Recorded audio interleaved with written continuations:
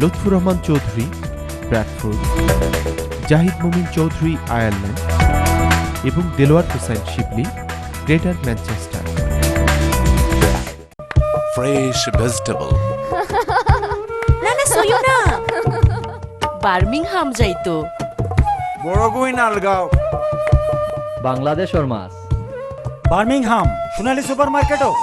এইসব বাংলাদেশি শাকসবজি মাছ ছাড়াও পাবেন কবুতর ও হরিণের মাংস। নির্দিষ্ট মাছের ব্লক একটি কিনলে একটি free. Departmental store and restaurant equipment, Sonali Supermarket Limited, Coventry Road, Birmingham. Branch Sonali Supermarket, Featherstall Road North, Oldham.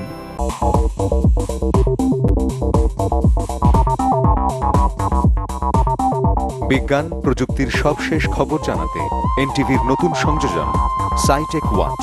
দেশি বিদেশি বৈজ্ঞানিক আবিষ্কার, তাক লাগানো নিত্য নতুন প্রযুক্তি, কল্পবিজ্ঞান, পৃথিবী ও বিশ্বজগতের সব খবর থাকছে সাইটেক ওয়াচে। দেখুন প্রতি বৃহস্পতিবার দুপুর 1:30 শুধুমাত্র এনটিভিতে।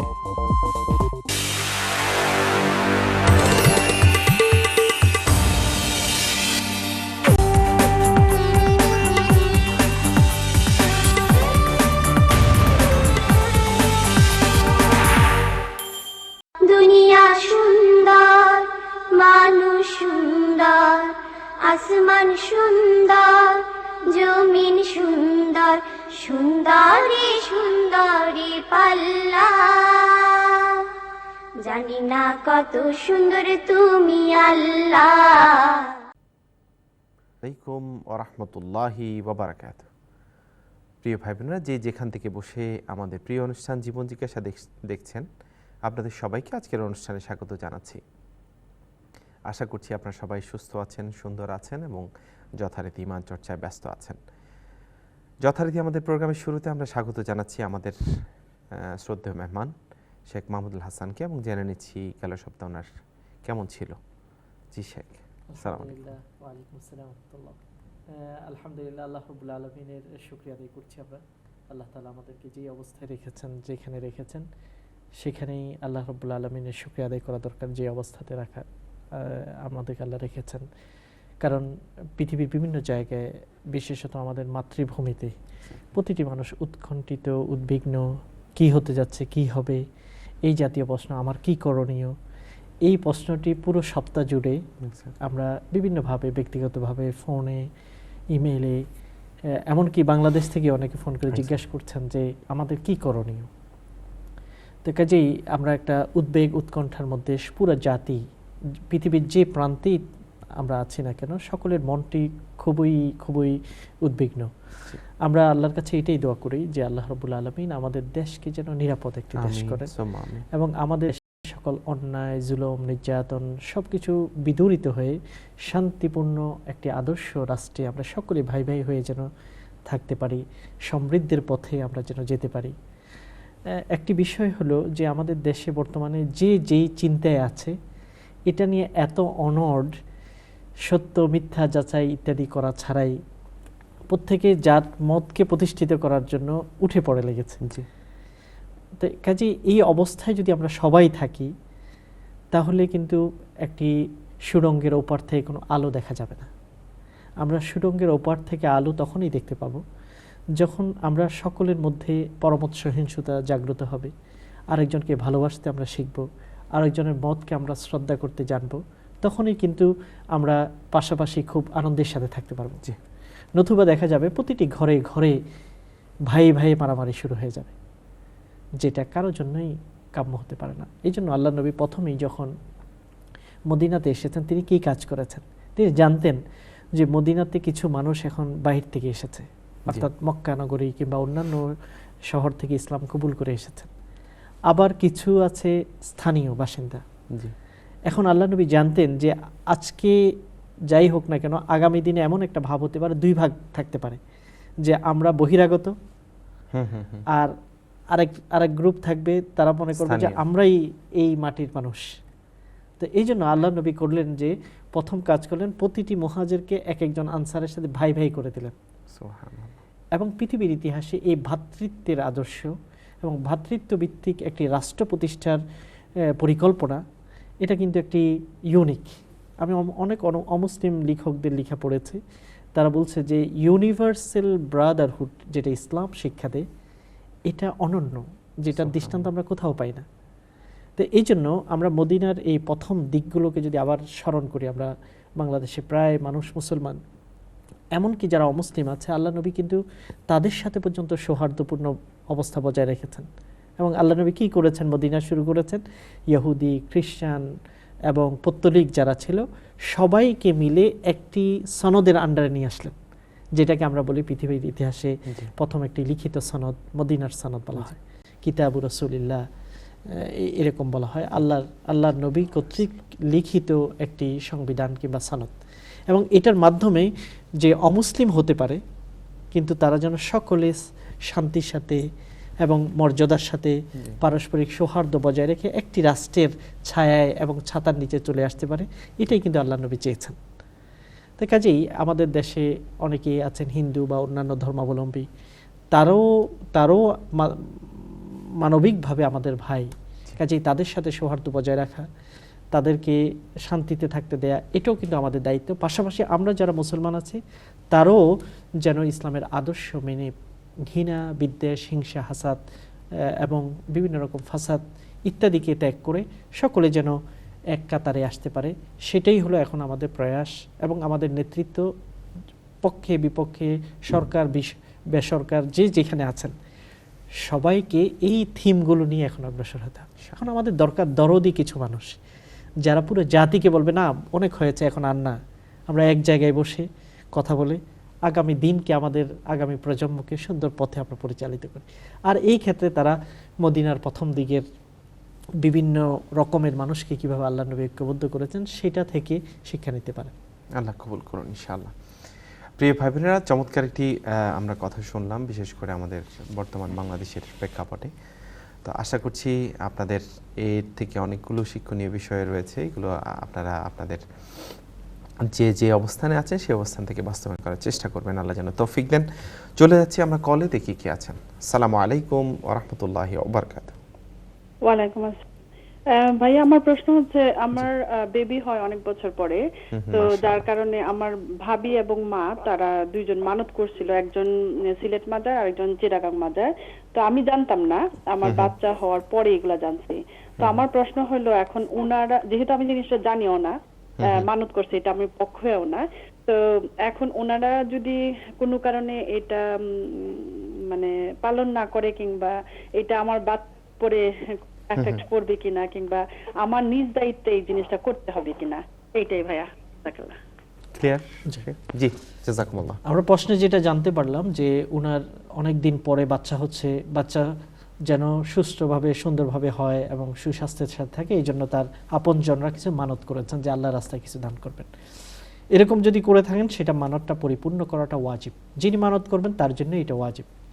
এখন আপনার প্রশ্ন হলো যে আপনি জানতেন না এরকম তারা মানত করেছেন, কিন্তু যেহেতু আপনি আপনার সংক্রান্ত বিষয়ে তারা মানত করেছে, এই জন্য আপনার দায়িত্ব হবে উনাদের থেকে উনাদের মানতটা জেনে উনাদেরকেই সেটা পালন করার জন্য উৎসাহিত করা, কারণ এটা ওয়াজিব হয়ে গেছে, এটা বাধ্যতামূলক হয়ে গেছে।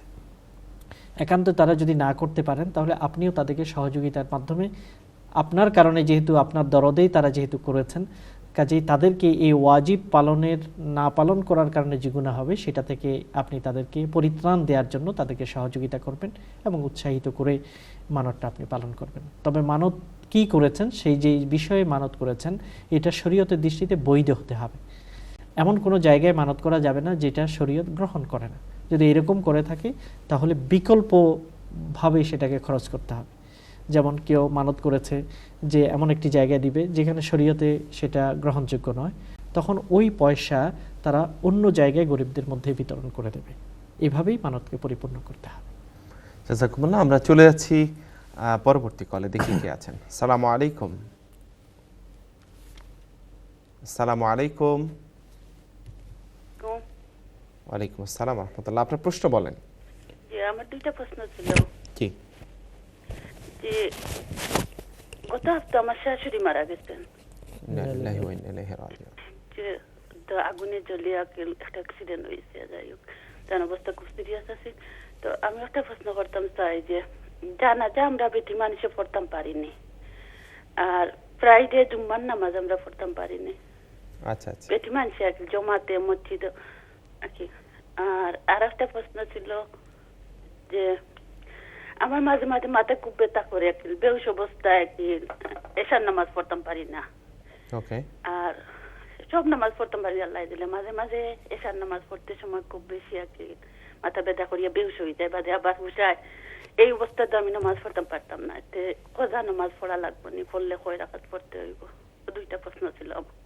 ঠিক আছে, বলুন, আমরা শেখের কাছে চলে যাচ্ছি। প্রথমত আমরা দোয়া করছি আল্লাহ তাআলা আপনার শাশুড়ি যিনি দুনিয়া থেকে বিদায় নিয়েছেন তার সকল গুনাহগুলোকে যেন আল্লাহ ক্ষমা করেন, এবং যত আমাদের আপনজনরা আমাদেরকে ছেড়ে দুনিয়া থেকে চলে গিয়েছেন এবং যে যেখানেই, আল্লাহ তাআলা সবাইকে যেন জান্নাতুল ফেরদাউস নসিব করেন, তাদের জীবনের বড় ছোট কবিরা সগীরা সবগুলো গুনাহকে যেন আল্লাহ ক্ষমা করে দেন। মহিলাদের জন্য জানাজার নামাজ, জুমার নামাজ পড়া যাবে কিনা, যদি সুব্যবস্থা থাকে, অর্থাৎ এখানে তো সাধারণত জানাজার নামাজ, জুমার নামাজ এগুলো মসজিদে হয়ে থাকে, এবং মসজিদে মেয়েদের জন্য বিভিন্ন জায়গায় এখন ফ্যাসিলিটি হচ্ছে। তাহলে যদি এরকম কোনো সুযোগ থাকে তাহলে মহিলারাও জুমার নামাজ পড়তে পারেন, তাতে কোনো অসুবিধা নেই। এবং জুমার নামাজের পরে যদি সেখানে জানাজার নামাজ হয়, অথবা হারাম শরীফে মহিলারা নামাজ পড়তে গিয়েছেন, সেখানে প্রতিটি নামাজের পরে জানাজার নামাজ হচ্ছে, তখন মহিলারাও জানাজাতে শরীক হতে পারবেন। কারণ জানাজার নামাজটি হলো দোয়া, মৃত ব্যক্তির জন্য দোয়া পুরুষ যেমন করতে পারেন মহিলাও করতে পারেন। কাজেই সুযোগ যদি থাকে তাহলে আপনি অংশ নিতে পারেন।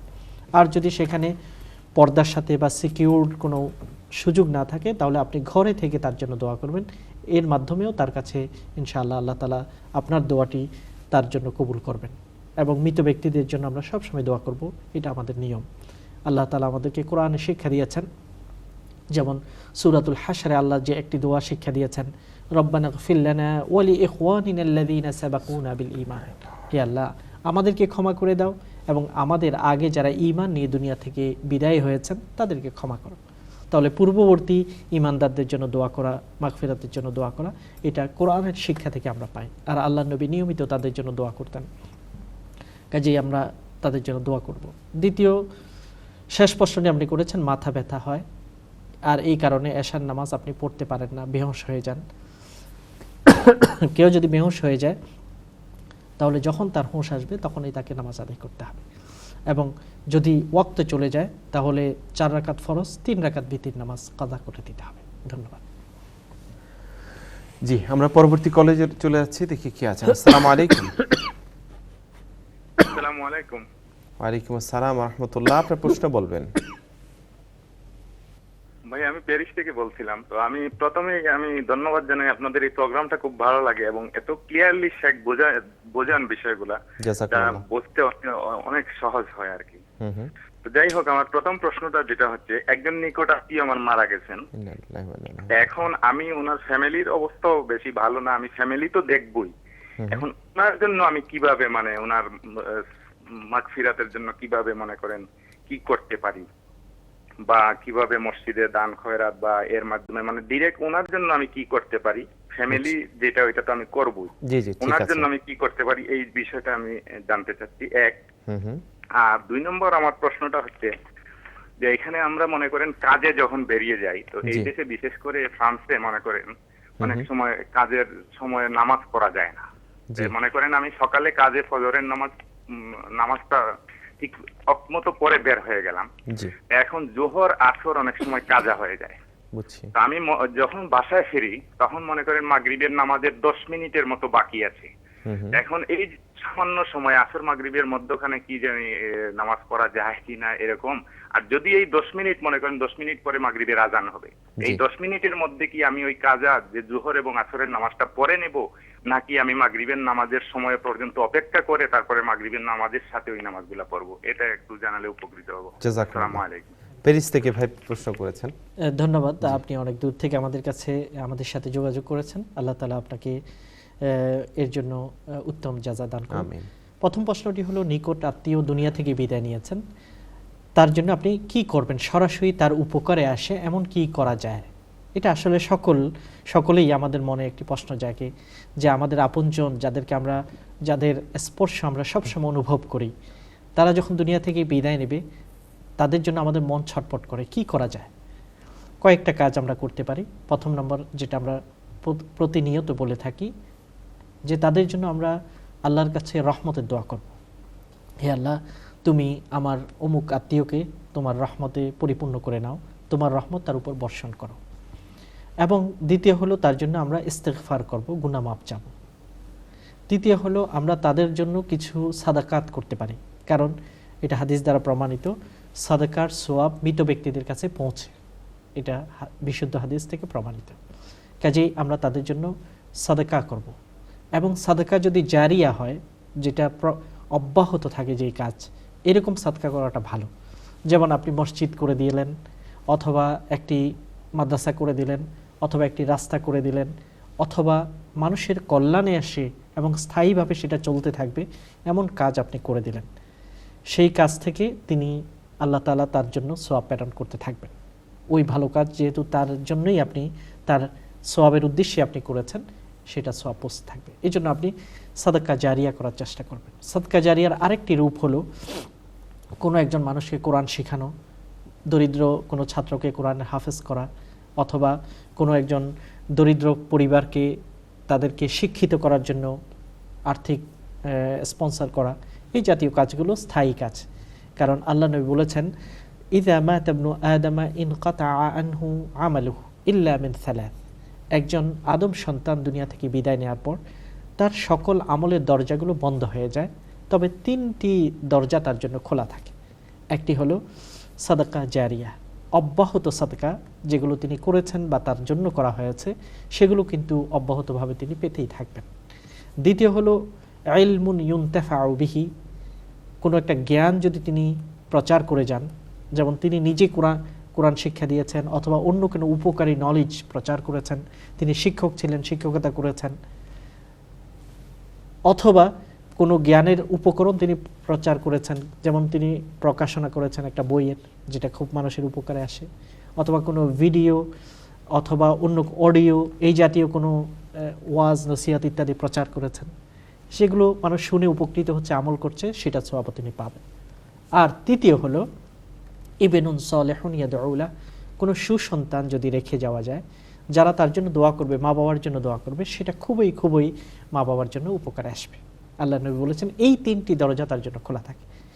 এই হাদিসের প্রেক্ষিতে যেটা আমরা আপনাকে উপদেশ দিতে পারি, যে তার জন্য আপনি দোয়া করতে থাকবেন প্রতিটি নামাজের পরে, এবং ইস্তেগফার করবেন, গুনাহ মাফ চাবেন, এবং তার পক্ষ থেকে সাদাকাত ইত্যাদি করতে থাকবেন। ইনশাআল্লাহ আল্লাহ তাআলা সেগুলোর সুফল তার কাছে পৌঁছে দেবেন। জি, একটা ফেসবুকের প্রশ্ন দিয়ে দিচ্ছি, সেটা হচ্ছে এক বোন বলছেন যে পিরিয়ড অবস্থায় কোনো স্পেশাল আমল আছে কিনা, আর এমনি নর্মাল মুখস্থ যে আয়াতুল কুরসি, দোয়া সূরাগুলো পড়তে পারবেন কিনা। এটা তো অবশ্য অনেকবার বলা হয়েছে, স্পেশাল কোনো আমল আছে কিনা। বিশেষ কোনো আমল নেই, তবে পিরিয়ড অবস্থায় আমাদের মা বোনদেরকে যেটা স্মরণ করিয়ে দেওয়া দরকার, অনেক সময় তারা এরকম একটা ভাবনা তাদের মধ্যে জেগে যায় যে আমার তো ছুটি, এমন ছুটি তারা কাটান যে আল্লাহর সাথে সংযোগ তারা হারিয়ে ফেলেন। নামাজ পড়া যাবে না পিরিয়ড অবস্থায়, এটার অর্থ এই নয় যে আল্লাহকে স্মরণ করা যাবে না। আপনি হয়তো ওযু করে জায়নামাজে দাঁড়িয়ে যেভাবে সিস্টেমেটিক নামাজ আছে সেটা করবেন না, কিন্তু আল্লাহর স্মরণটা অব্যাহত রাখবেন। এই জন্য সকালবেলায় 100 বার ইস্তেগফার পড়া, আস্তাগফিরুল্লাহ পড়া, বিকালবেলায় পড়া, একইভাবে লা ইলাহা ইল্লাল্লাহু ওয়াহদাহু লা শারীকা লাহু লাহুল মুলকু ওয়া লাহুল হামদু ওয়া আলা কুল্লি শাইইন কাদির 100 বার পড়া, সুবহানাল্লাহি ওয়া বিহামদিহি 100 বার পড়া। এই যে আমলগুলো আছে, এবং সকাল সন্ধ্যায় দরুদ শরীফ বেশি করে পাঠ করা, কমপক্ষে 10 বার এবং আরও বেশি 100 বার পর্যন্ত পাঠ করা, এই কাজগুলো যেন আপনার পিরিয়ড অবস্থায়ও ছুটে না যায়, এই ব্যাপারটা আমরা খুবই খেয়াল রাখবো। আল্লাহর সাথে সম্পর্ক তো আমরা পিরিয়ডে থাকি কিংবা ভালো থাকি, সর্বাবস্থায় বজায় রাখতে হবে, কারণ পিরিয়ড অবস্থায় তো মানুষ দুনিয়া থেকে বিদায় নিতে পারে। আর এই অবস্থায় যদি আল্লাহর সাথে আমার সংযোগ না থাকে, সংযোগ ছাড়াই আমি আল্লাহ থেকে বিদায় নিচ্ছি। এই জন্য আমরা সর্বাবস্থায় আল্লাহর জিকিরকে যেন আমরা ছেড়ে না দিই, এই ব্যাপারটা আমাদের খেয়াল রাখতে হবে। জাযাকুমুল্লাহ। প্রিয় ভাই বোনেরা, দেখতে দেখতে একটি বিজ্ঞাপন বিরতির সময় হয়ে এলো, যাচ্ছি আমরা ছোট্ট একটি বিজ্ঞাপন বিরতিতে, ফিরে আসছি ইনশাআল্লাহ জীবন জিজ্ঞাসার দ্বিতীয় সেগমেন্টে সাথে করে। আশা করছি আপনারা আমাদের সাথে থাকছেন। আসসালামু আলাইকুম ওয়া রাহমাতুল্লাহি ওয়া বারাকাতুহু। আসমান সুন্দর, জমিন সুন্দর, সুন্দরী সুন্দরী পাল্লা। জানি না কত সুন্দর তুমি আল্লাহ। আপনারা দেখছেন ইসলামিক প্রশ্নোত্তরমূলক অনুষ্ঠান জীবন জিজ্ঞাসা উইথ এনটিভি।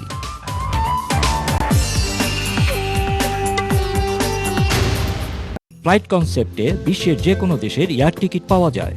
এবার সৌদি এয়ারলাইন্সের বিশেষ অফার, লন্ডন জেদ্দা লন্ডন মাত্র 345 পাউন্ড।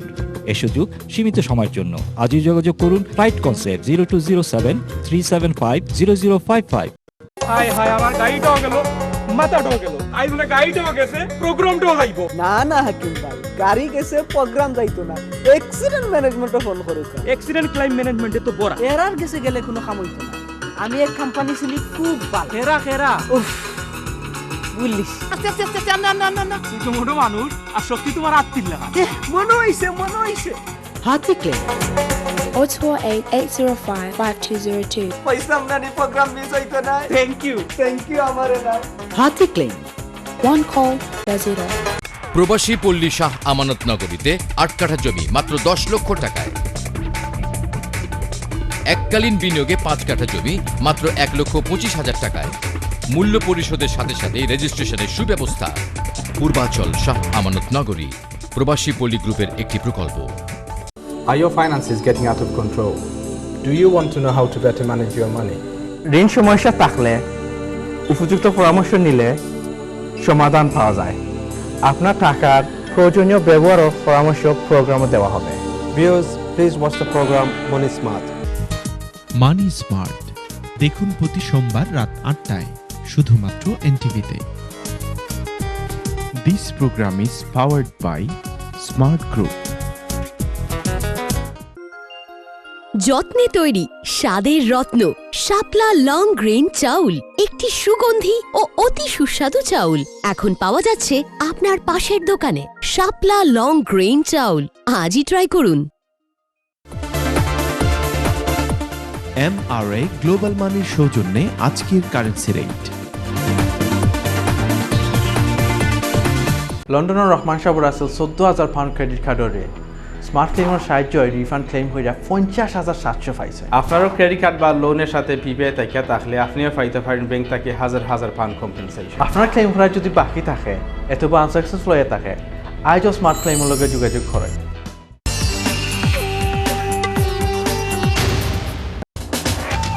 আপনারা দেখছেন ইসলামিক প্রশ্নোত্তরমূলক অনুষ্ঠান জীবন জিজ্ঞাসা উইথ এনটিভি। আসমান সুন্দর, জমিন সুন্দর, সুন্দরী সুন্দরী পাল্লা, জানি না কত সুন্দর তুমি আল্লাহ। আসসালামু আলাইকুম রহমতুল্লাহি ওয়াবারাকাতুহু। প্রিয় ভাই বোনেরা, আমরা আবারও ফিরে আসলাম আমাদের প্রিয় অনুষ্ঠান জীবন জিজ্ঞাসাকে সাথে করে। আশা করছি আপনারা আমাদের সাথে আছেন। আমরা সরাসরি চলে যাব কলে। তার আগে একটি প্রশ্ন আমাদের ইমেল থেকে অনেকগুলো প্রশ্ন চলে আসছে আলহামদুলিল্লাহ। আমরা সেখান থেকে প্রশ্নটা দিচ্ছি। সেটা হচ্ছে, কোনো একটি হুজুর ধরে কি আমরা ছোটবেলায় যে মক্তবে পড়তাম এরকম কি একদম খতম পর্যন্ত পড়তে হবে, না বাড়িতে খতম করলে চলবে? আর বারবার খতম দেওয়ার সওয়াব বা গুরুত্ব কতটুকু? ধন্যবাদ প্রশ্নের জন্য। প্রথমত, যে কোনো ওস্তাদের কাছে পুরা কোরআনে কারীম পড়তে পারা এবং ভালো করে সময় নিয়ে পড়তে পারা এটা অত্যন্ত গুরুত্বপূর্ণ। শুধু ঘরে ঘরে পড়ে নেওয়ার চেয়েও আরেকজনকে শোনাতে পারাটা জরুরি। কারণ কোরআনে কারীমের বিভিন্ন অংশ তেলাওয়াত পরিপূর্ণ যদি আরেকজন থেকে পড়া হয়, এটাই সুন্নাহ অনুযায়ী এইটাই নিয়ম। কারণ কোরআন এসেছে একজনের বক্ষ থেকে আরেকজনের বক্ষে। বক্ষ বলতে বোঝা যায় মানুষের, একজন মানুষ থেকে মানুষের কাছে। এবং প্রথমত এটা শুরু হয় হযরত জিবরিল আলাইহিস সালাম থেকে আল্লাহ নবীর কাছে। এবং আল্লাহ নবী প্রতি বছর 2 বার করে শোনাতেন। একবার করে শুনতেন, একবার তিনি শুনতেন। অর্থাৎ হযরত জিবরিলের সাথে তিনি দাওর করতেন। আল্লাহ নবী তেলাওয়াত করতেন রমাদানে, হযরত জিবরিল শুনতো, জিবরিল তেলাওয়াত করতো, আল্লাহ নবী শুনতেন। তাহলে বোঝা যায় কোরআন চর্চা পারস্পরিক হওয়া দরকার, শোনা দরকার, শোনানো দরকার। এই ক্ষেত্রে এইভাবেই পুরা কোরআনে কারীম যদি করা যায় সেটাই হচ্ছে উত্তম। দ্বিতীয় প্রশ্ন হলো, বারবার খতম দেওয়া এটা তো অত্যন্ত জরুরি কাজ। কারণ প্রতি বছর অন্তত 2-1 বার কোরআন সেই একজন মুমিনের পড়ে পুরাটা পড়া দরকার এবং সব জায়গায় সব আয়াতগুলো তার তেলাওয়াত হওয়া দরকার। কিন্তু তার চেয়েও গুরুত্বপূর্ণ হলো কোরআনে কারীম বোঝার চেষ্টা করা। কারণ কোরআনে কারীম যখন আপনি তেলাওয়াত শিখেছেন সেটা তো করবেন, যখন আপনি বুঝে তেলাওয়াত করার একটা অভ্যাস করবেন তখন আপনি সেটার আরও বেশি স্বাদ অনুভব করতে থাকবেন। আর যদি না বুঝে তেলাওয়াত করেন তাহলে সেটাতে সওয়াব পাওয়া যাবে, তবে সেখানে স্বাদ অনুভব করাটা বা মজা পাওয়াটা সেটা কমে যায়।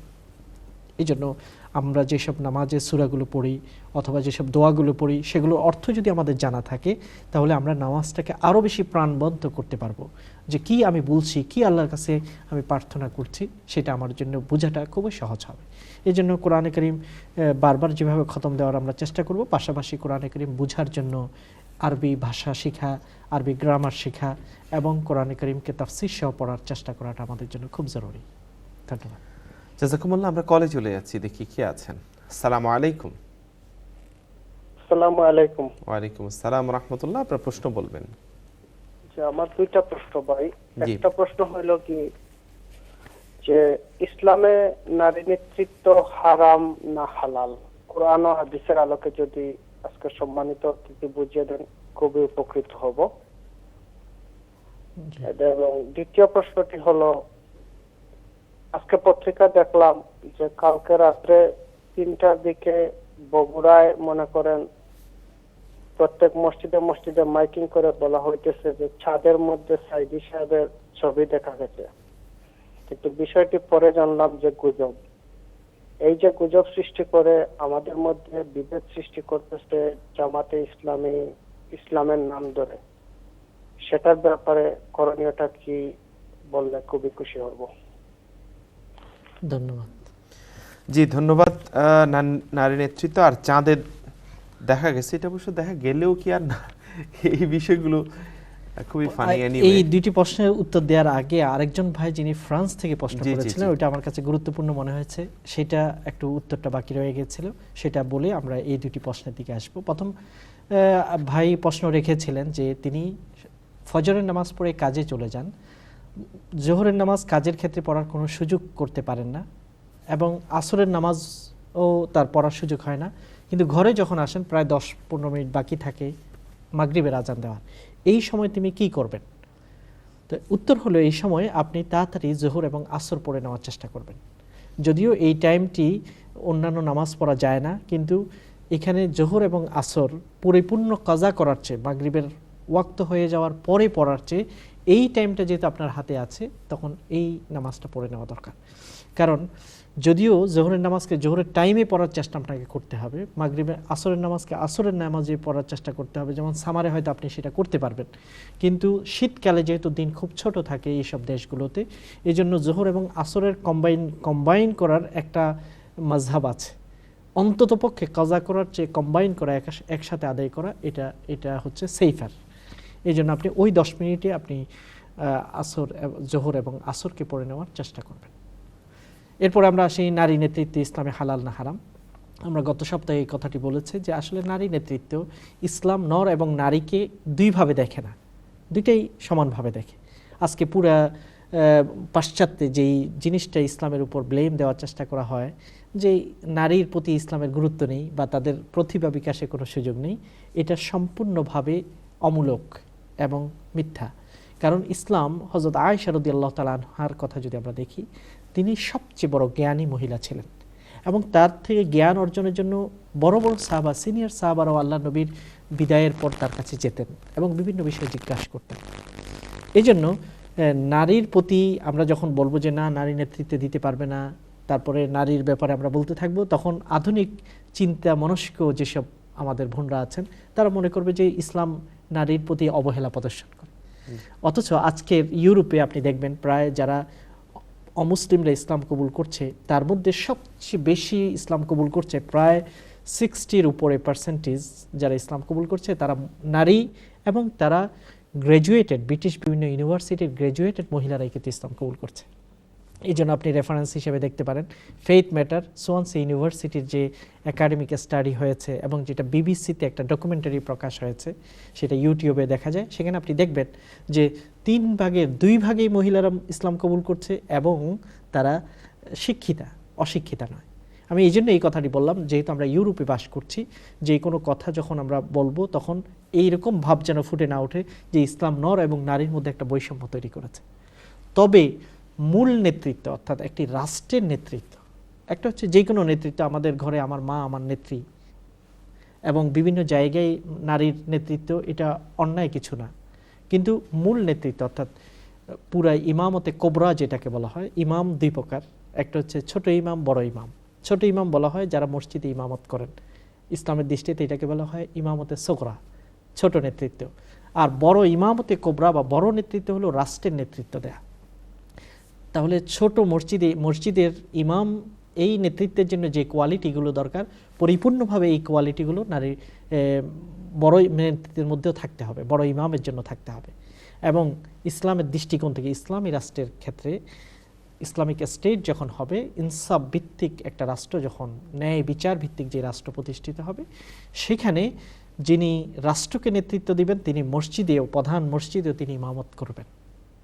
এটাই হচ্ছে ইসলামের নিয়ম। এই জন্য ফিকহের কিতাবে আপনি দেখবেন জানাজা হতে হলে প্রথম যিনি জানাজার নামাজ পড়ানোর সবচেয়ে উপযুক্ত তিনি হলো রাষ্ট্রের যিনি নেতা, তিনি রাষ্ট্রপ্রধান। রাষ্ট্রপ্রধানের অনুপস্থিতিতে তার কোনো রিপ্রেজেন্টেটিভ। তাহলে ইসলাম এইভাবেই দেখে, রাষ্ট্র এবং মসজিদকে দুই ভাগ করে না, একই সাথে দেখে। আর এইভাবেই ইসলামী রাষ্ট্র প্রতিষ্ঠিত হয়। সেই নেতৃত্বের জন্য যেহেতু মসজিদের ইমাম হওয়ার জন্য পুরুষ হতে হয়, এবং এটা এই জন্যই যে আমরা জানি যে পরিপূর্ণভাবে সকলের সামনে গিয়ে দাঁড়ানো একজন নারীর পর্দার ক্ষেত্রে, হিজাবের ক্ষেত্রে, তার শালীনতার ক্ষেত্রে অনেক সময় সেটা সামঞ্জস্যপূর্ণ হয় না। আর এই কারণে মসজিদের ইমামের জন্য পুরুষ হতে হয়, একইভাবে রাষ্ট্রের ইমামের জন্য পুরুষ হতে হয়। রাষ্ট্রের ইমাম তিনি শুধু রাষ্ট্র পরিচালনা করবেন না, একইভাবে তিনি যুদ্ধক্ষেত্রেও নেতৃত্ব দেবেন, যেমন আল্লাহ নবী দিয়েছেন। এই জন্য পুরুষ হতে হয়। আর আল্লাহ নবী বলেছেন যে রাষ্ট্রের নেতৃত্ব এটা যেন পুরুষকে দেয়া হয়, এটা হচ্ছে আল্লাহ তাআলা তাদেরকে এই কঠিন দায়িত্ব পালনের জন্য উপযোগী করে তৈরি করেছেন, এবং বলেছেন, বুখারী শরীফের হাদিস দ্বারা এটা প্রমাণিত হয়েছে, লা ইয়াফলাহা কওমুন ওয়াল্লাউ আমরাহুম ইমরাআতান, যাদের বড় নেতৃত্ব কোনো নারীর হাতে দেওয়া হয়েছে সেখানে সাফল্য আসবে না। এটা আল্লাহ নবীর একটি হাদিস থেকে আমরা পড়েছি, বুখারী শরীফে আছে। দ্বিতীয় প্রশ্ন হচ্ছে চাঁদে কাউকে দেখা যাওয়া। এই জাতীয় তথ্যগুলো খুবই আজগুবি, এবং আল্লাহ তাআলা ইচ্ছা করলে যা কিছু ইচ্ছা আল্লাহ করতে পারেন, এটা থেকে অসম্ভব কিছু না, আল্লাহর পক্ষে আল্লাহ করতে পারেন। তবে অপ্রয়োজনীয় এরকম যদি গুজব কেউ সৃষ্টি করে, এটা খুবই অন্যায়, এটা করা উচিত নয়। এবং এই জাতীয় আজগবি কথাবার্তা সমাজে ছড়ানো মাধ্যমে অনেক সময় নানা রকম ভুল বুঝাবুঝি তৈরি হতে পারে। এমনকি মানুষ তখন ঈমানের ব্যাপারে সন্দেহ হবে, যখন প্রমাণিত হবে না এটা একটা গুজব ছিল, তখন মানুষের মধ্যে নানা রকম ঈমানি বিষয়গুলো নিয়ে সন্দেহ তৈরি হতে পারে। এই জন্য এই জাতীয় আজগবি বিষয়গুলো প্রচার করাটা খুবই অন্যায়। হ্যাঁ, কেউ যদি নিজে চোখে দেখেনি, বাস্তবে আমি দেখলাম, তখন সেটা ভিন্ন কথা। কিন্তু না দেখে এরকম একটা কথা প্রচার করা এবং সেটাকে আবার মসজিদের মাইক্রোফোন ব্যবহার করে সমাজে প্রচারিত করা, এটা হচ্ছে নির্বুদ্ধিতার একটি পরিচয়। ধন্যবাদ। আমরা চলে যাচ্ছি পরবর্তী কলে। আসসালামু আলাইকুম। আসসালামু আলাইকুম। ওয়ালাইকুম আসসালাম। জি ভাই, আপনার প্রশ্ন বলেন। আচ্ছা, আমি প্রথম একটু মামুন ভাইয়ের সাথে কথা বলতে চাচ্ছি। আব্দুল্লাহ মামুন ভাই, আমি হচ্ছে মোহাম্মদ মুজাক্কির হোসেন টিটু। আমি চট্টগ্রাম ইউনিভার্সিটিতে 224 নম্বর রুমে ছিলাম। বহুদিন আপনার সাথে যোগাযোগ করার ট্রাই করতে পারি নাই, সরি। আমি আপনাদের এই অনুষ্ঠানের মধ্যে এটা বলা ঠিক না, তারপর আপনার সাথে যোগাযোগ করার সিস্টেমটা একটু আমাকে বলবেন। আচ্ছা, আপনার নাম্বারটা রেখে দিলে আমি ইনশাআল্লাহ কথা বলতে পারবো। কার কাছে রেখে দেবো আমি? আপনার নাম্বারটা নিয়ে নিবে ইনশাআল্লাহ আমাদের কন্ট্রোল রুম, কেমন? ওকে, আমরা পরবর্তী কলে যাচ্ছি। আসসালামু আলাইকুম।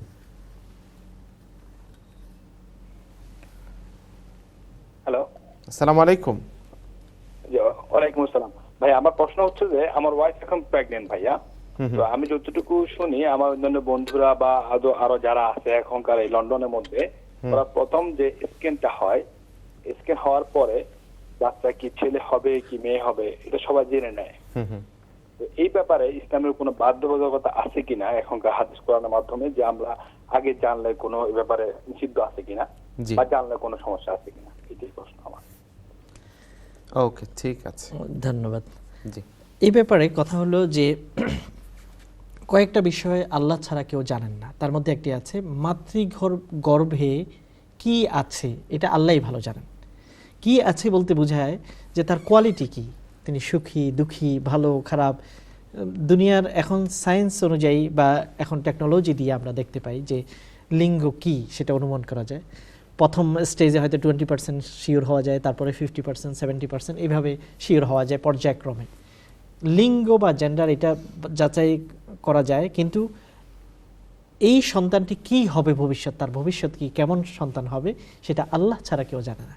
যদি মানুষ জানতো তাহলে খারাপ সন্তান আসবে জানলে তো আগেই শেষ করে দিতে পারতো, সেটা পক্ষে সম্ভব নয়। তো এখন এটা যদি আমি আগে জানি তাতেও শরীয়তের দৃষ্টিতে কোনো বাধা বা এটাতে কোনো নিষেধাজ্ঞা নেই। হ্যাঁ, অনেকেই আছেন তারা মনে করেন যে আল্লাহ আমাকে যেটাই দেন আগে থেকে জেনে আল্লাহ যেটা গোপন রেখেছেন আমি সেটা আগে জেনে আমার সারপ্রাইজটাকে আমি নষ্ট করব না, এরকম যদি কারো অনুভূতি হয় সেটা ভিন্ন ব্যাপার। তবে শরীয়তের দৃষ্টিতে আগে থেকে জানার কোনো নিষেধাজ্ঞা আছে এরকম কোনো আমরা টেক্সট কোরআন কিংবা হাদিসে সরাসরি পাই না। এই জন্য আপনি ইচ্ছা করলে জানতে পারেন, আর ইচ্ছা করলে আপনি অপেক্ষা করতে পারেন আল্লাহ যখন গিফট হিসেবে দুনিয়াতে প্রেরণ করবেন সেটাই যেন আমরা পাই এবং সেটা যেন আমাদের জন্য একটা সারপ্রাইজ থাকে। সবচেয়ে বড় কথা হলো সন্তান যখন মায়ের গর্ভে থাকে আমরা চাই যে আমাকে আল্লাহ ছেলে দাও, আমরা চাই আমাকে আল্লাহ মেয়ে দাও, এরকম চাই। কিন্তু এটার চেয়ে বড় যেটা আমাদেরকে চেয়ে নিতে হবে আল্লাহর কাছে, রব্বি জাআলনি মুকিমাস সালাতি ওয়া মিন যুররিয়াতি রব্বানা ওয়া তাকাব্বাল দুআ। হে আল্লাহ তুমি আমাকে ভালো মানুষ করো, নামাজ প্রতিষ্ঠাকারী করো, আমার সন্তান যারা আসবে আমার গর্ভ থেকে আমার থেকে তাদেরকেও তুমি নামাজ প্রতিষ্ঠাকারী বানাও। এর চেয়ে বড় দোয়া আর কিছু হতে পারে না। ছেলে হোক কিংবা মেয়ে হোক, কিন্তু একজন নামাজি আল্লাহওয়ালা আল্লাহকে ভয় করে এবং সৎ সুন্দর জীবন যাপন করে এরকম একটা সন্তান আমাদের কিন্তু খুব দরকার। রব্বি হাবলি মিন লাদুনকা যুররিয়াতান তাইয়্যিবা ইন্নাকা সামিউদ দুআ। সূরা আলে ইমরানে আল্লাহ আমাদেরকে দোয়া শিক্ষা দিয়েছেন, হে আল্লাহ আমাকে পবিত্র সন্তান দাও। ছেলে কিংবা মেয়ে এটা আল্লাহ বলেন না, আল্লাহ বলেন আমাদেরকে পবিত্র সন্তান দাও। রব্বি হাবলি মিনাস সালিহিন, সূরা সাফাত আল্লাহ আমাদেরকে শিক্ষা দিচ্ছেন, হে আল্লাহ আমাকে সালেহ ধার্মিক সৎ সন্তান তুমি আমাকে দান করো। কাজে এই দোয়াগুলি আমাদের বেশি করা দরকার। ছেলে না মেয়ে এই কৌতূহলটা আমাদের আপাতত না জানলেও হবে, এই কৌতূহলটা আমাদেরকে দমিয়েও রাখা যায়, কিন্তু আল্লাহর কাছে আমরা চেয়ে নিই যে সুসন্তান হে আল্লাহ আমাদেরকে দাও। আমিন। জাযাকুমুল্লাহ। আমরা চলে যাচ্ছি পরবর্তী কলে, দেখি কে আছেন। আসসালামু আলাইকুম। হ্যালো, আসসালামু আলাইকুম। ওয়ালাইকুম আসসালাম। বোন আপনার প্রশ্ন বলেন। জি, আমি জানতাম চাইছিলাম এশারের যে বিতির নামাজ বিতির আল্লাহুম্মা নাসানুকার বদলা কুলফু আল্লাহ পড়া যাইবনি। আমি আল্লাহুম্মা নাসানুকা বালাইলা পারি না, তুরা ভুল হয়ে যায় আর কি। তো কুলফু আল্লাহ এর বদলা পড়লে হইবনি বা দেখা পড়লে হইবনি। আর আস্তা হইল গাড়ি গরো বলে ফটো রাখলে ফিরিস্তা না, এটা হাসানি। আর একটা কোয়েশ্চেন জিজ্ঞাসা চাই যে ওযু রাখা যায়নি আনা উন্নয় না, সবসময় উন্না কইরা রাখা লাগবো। এই তিনটা প্রশ্ন আমার, প্লিজ জানাইবা। তৃতীয় প্রশ্নটি কি বলতেন? তৃতীয় ওড়না গায়ে রাখতে হবে সব সময়। আচ্ছা, ওকে, ঠিক আছে, আমরা বুঝতে পেরেছি। ঠিক আছে বোন। প্রথম প্রশ্নটি হলো যে সালাতুল বিতর যেটা আমরা আদায় করি নামাজের দিনের একটি গুরুত্বপূর্ণ নামাজ, এবং আল্লাহ তাআলা এই উম্মাহকে বিশেষ গিফট হিসেবে এই নামাজটি দান করেছেন। সালাতুল বিতর বেজোড় একটি নামাজ, 3 রাকাত সাধারণত আমরা আদায় করে থাকি। তৃতীয় রাকাতে সেখানে আমরা দোয়া কুনুত পড়ে থাকি। দোয়া কুনুত বিভিন্ন ভাষায় বিভিন্নভাবেই হাদিস দ্বারা প্রমাণিত। আমরা সাধারণত যেটা পড়ে থাকি আল্লাহুম্মা ইন্না নাস্তাঈনুকা ওয়া নাস্তাগফিরুকা ওয়া নু'মিনু বিকা ওয়া নাতাওয়াক্কালু আলাইক, আরও এই দোয়াটি পড়ে থাকি যেখানে হে আল্লাহ আমি তোমারই কাছে সাহায্য চাই, তোমারই কাছে ক্ষমা চাই, তোমার উপর বিশ্বাস স্থাপন করি, তোমারই কাছে ফিরে আসি, তোমারই জন্য আল্লাহুম্মা ইয়্যাকা না'বুদু ওয়া লাকা নুসাল্লি, তোমারই শুধু ইবাদত করি, তোমারই জন্য আমরা নামাজ আদায় করি, ইত্যাদি ইত্যাদি। হে আল্লাহ তুমি আমাদেরকে আযাব দিও না, ইন্না আযাবাকা বিল কুফারি মুলহিক। এইভাবেই দোয়াটি শেষ হয়। হে আল্লাহ এমন শাস্তি দিও না যে শাস্তিটি আমাদেরকে কাফেরদের অন্তর্ভুক্ত করে নেবে, তাদের সমকক্ষ করে নেবে, এরকম শাস্তি আমাদেরকে দিও না। কাজেই এই দোয়াটি আমাদের শিখে নেওয়া দরকার। এটা হানাফি মাযহাব অনুযায়ী এটা ওয়াজিব পড়াটা। কাজে এই দোয়াটি আপনি শিখবেন, শেখার চেষ্টা করবেন। যতদিন শেখা না হয় ততদিন যতটুকু পারেন ততটুকু পড়লেও আদায় হবে। তবে এটার পরিবর্তে সূরা ইখলাস পড়তে হবে, পড়া দরকার নেই। বরং যতটুকু আপনি বলছেন ভালো করে পারেন না, এর মানে হলো আপনি কিছুটা পারেন, যতটুকু পারেন সেটা পড়বেন, আর বাকিটুকুও প্র্যাকটিস করবেন প্রতিদিন, যাতে করে পরিপূর্ণভাবে দোয়াটি আপনার শেখা হয়ে যায়। বাকি দুইটা মনে হয় আমাদেরকে একটু বিরতি থেকে এসে দিতে হবে। জি। প্রিয় ভাই বোনেরা, আমরা চলে যাচ্ছি আরেকটি ছোট্ট বিজ্ঞাপন বিরতিতে। এই বোনটিকে অপেক্ষা করতে হবে পরবর্তী ফিরে আসা পর্যন্ত। বাকি দুইটা প্রশ্ন তখন ইনশাআল্লাহ উত্তর দেওয়ার চেষ্টা করছি আমরা। আর যারা নিয়মিত জীবন জিজ্ঞাসা দেখেন তাদের জন্য বলছি, আমাদের তৃতীয় সেগমেন্ট যথারীতি আলোচনার জন্য বরাদ্দ থাকে। আজকে একটি সম্পূর্ণ ব্যতিক্রমধর্মী একটি বিষয় আপনাদের সামনে আমরা নিয়ে আসছি। আশা করি আপনাদের জন্য খুবই উপকৃত হবে এই আলোচনা। আপনারা সবাই মিলে ইনশাআল্লাহ উপভোগ করবেন। যাচ্ছি বিজ্ঞাপন বিরতিতে, ফিরে আসছি আলোচনার সেগমেন্টকে সাথে করে। আসসালামু আলাইকুম রহমতুল্লাহি ওয়া বারাকাতুহু। আসমান সুন্দর, জমিন সুন্দর, সুন্দরী সুন্দরী পাল্লা, জানি না কত সুন্দর তুমি আল্লাহ। আপনারা দেখছেন ইসলামিক প্রশ্নোত্তরমূলক অনুষ্ঠান জীবন জিজ্ঞাসা উইথ এনটিভি।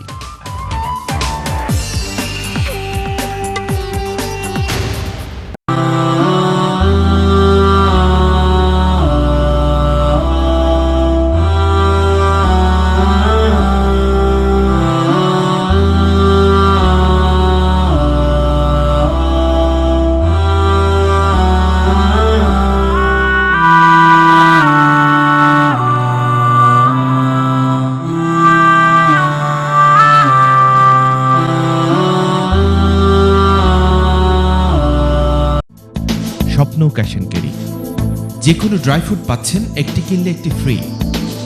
রাজধানী শহর ঢাকা এবং আধ্যাত্মিক শহর সিলেট জয় করে স্বপ্ন এখন আপনার শহর লন্ডনে। Swapna cash and carry, 44 to 48 broad love lane, E1W 3DW।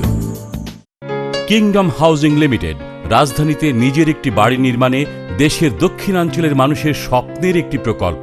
Dhaka থেকে মাত্র 10 মিনিটের দূরত্বে ধলেশ্বরী নদীর কোল ঘেঁষে দক্ষিণ কেরানীগঞ্জে অত্যন্ত পরিকল্পিতভাবে গড়ে উঠেছে দেশের অন্যতম আধুনিক হাউজিং প্রকল্প কিংডম সিটি। প্রকল্পটি 3 দিক থেকে পানিবেষ্টিত প্রায় 1500 প্লটের বিলাসবহুল আকর্ষণীয় ভিলা নির্মাণ ব্যবস্থা সহ রয়েছে রিভার ভিউ টাওয়ার, কেন্দ্রীয় মসজিদ, গির্জা, মন্দির, গ্রিন প্যাচ, খেলার মাঠ, স্বাস্থ্যকেন্দ্র, হাসপাতাল, lake, shopping mall, school, college, বিশ্ববিদ্যালয়, ব্যাংক এবং কমিউনিটি সেন্টার। সর্বোপরি কিংডম সিটি একটি স্বয়ংসম্পূর্ণ অত্যাধুনিক আবাসস্থল। কিংডম গ্রুপ, স্বপ্ন বাস্তবায়নে আপনার বিশ্বস্ত অংশীদার।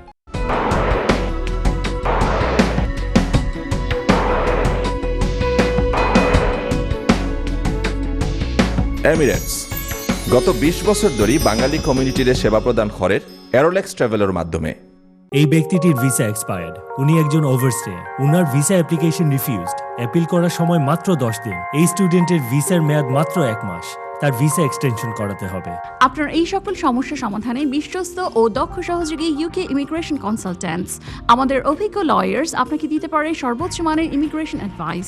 আমরা হোম অফিস এবং ইমিগ্রেশন ট্রাইব্যুনালে সরাসরি যে কোনো কেস রিপ্রেজেন্ট করি। আপনার সমস্যা লুকিয়ে রাখলে ভোগান্তি বাড়বে আপনারই। সো প্লিজ কন্ট্যাক্ট আস, ইনশাল্লাহ আমরা আপনাকে হেল্প করতে পারবোই। JMG Cargo, the top demand sales agent and cargo specialist. We can collect your goods from anywhere in the UK within 24 hours and deliver to Bangladesh in 3 to 4 working days. Look no further for a better, highly secure and friendly cargo service. JMG Cargo.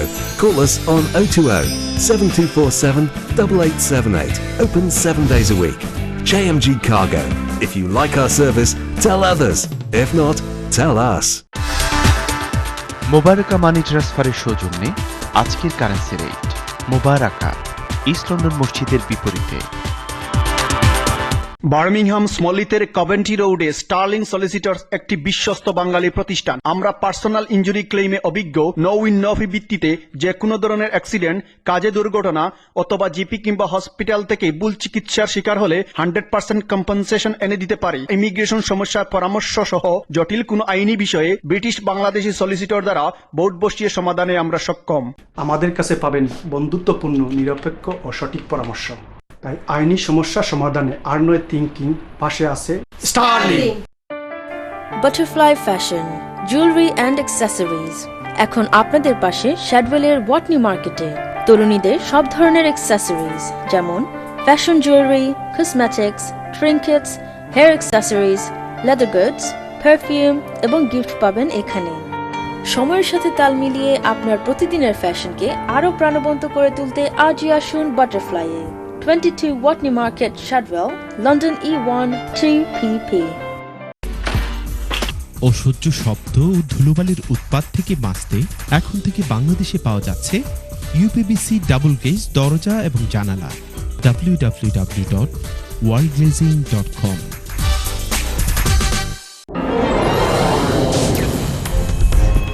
Millions of UK households are struggling to pay bills or are sinking further into debt. The outstanding personal debt in the UK is more than £1.4 trillion. The Office for Budget Responsibility predicts that total household debt will reach £2 trillion by 2017. UK banks and building societies write off in excess of £5 billion of loans. As a consumer, you could be eligible for government legislation that allows you to write off debt you can't afford to pay. So if you are struggling with debt and need professional help and advice, contact Victor Stone. Victor Stone Financial Management. Call us on 0845 050 4541 and you could free yourself from debt.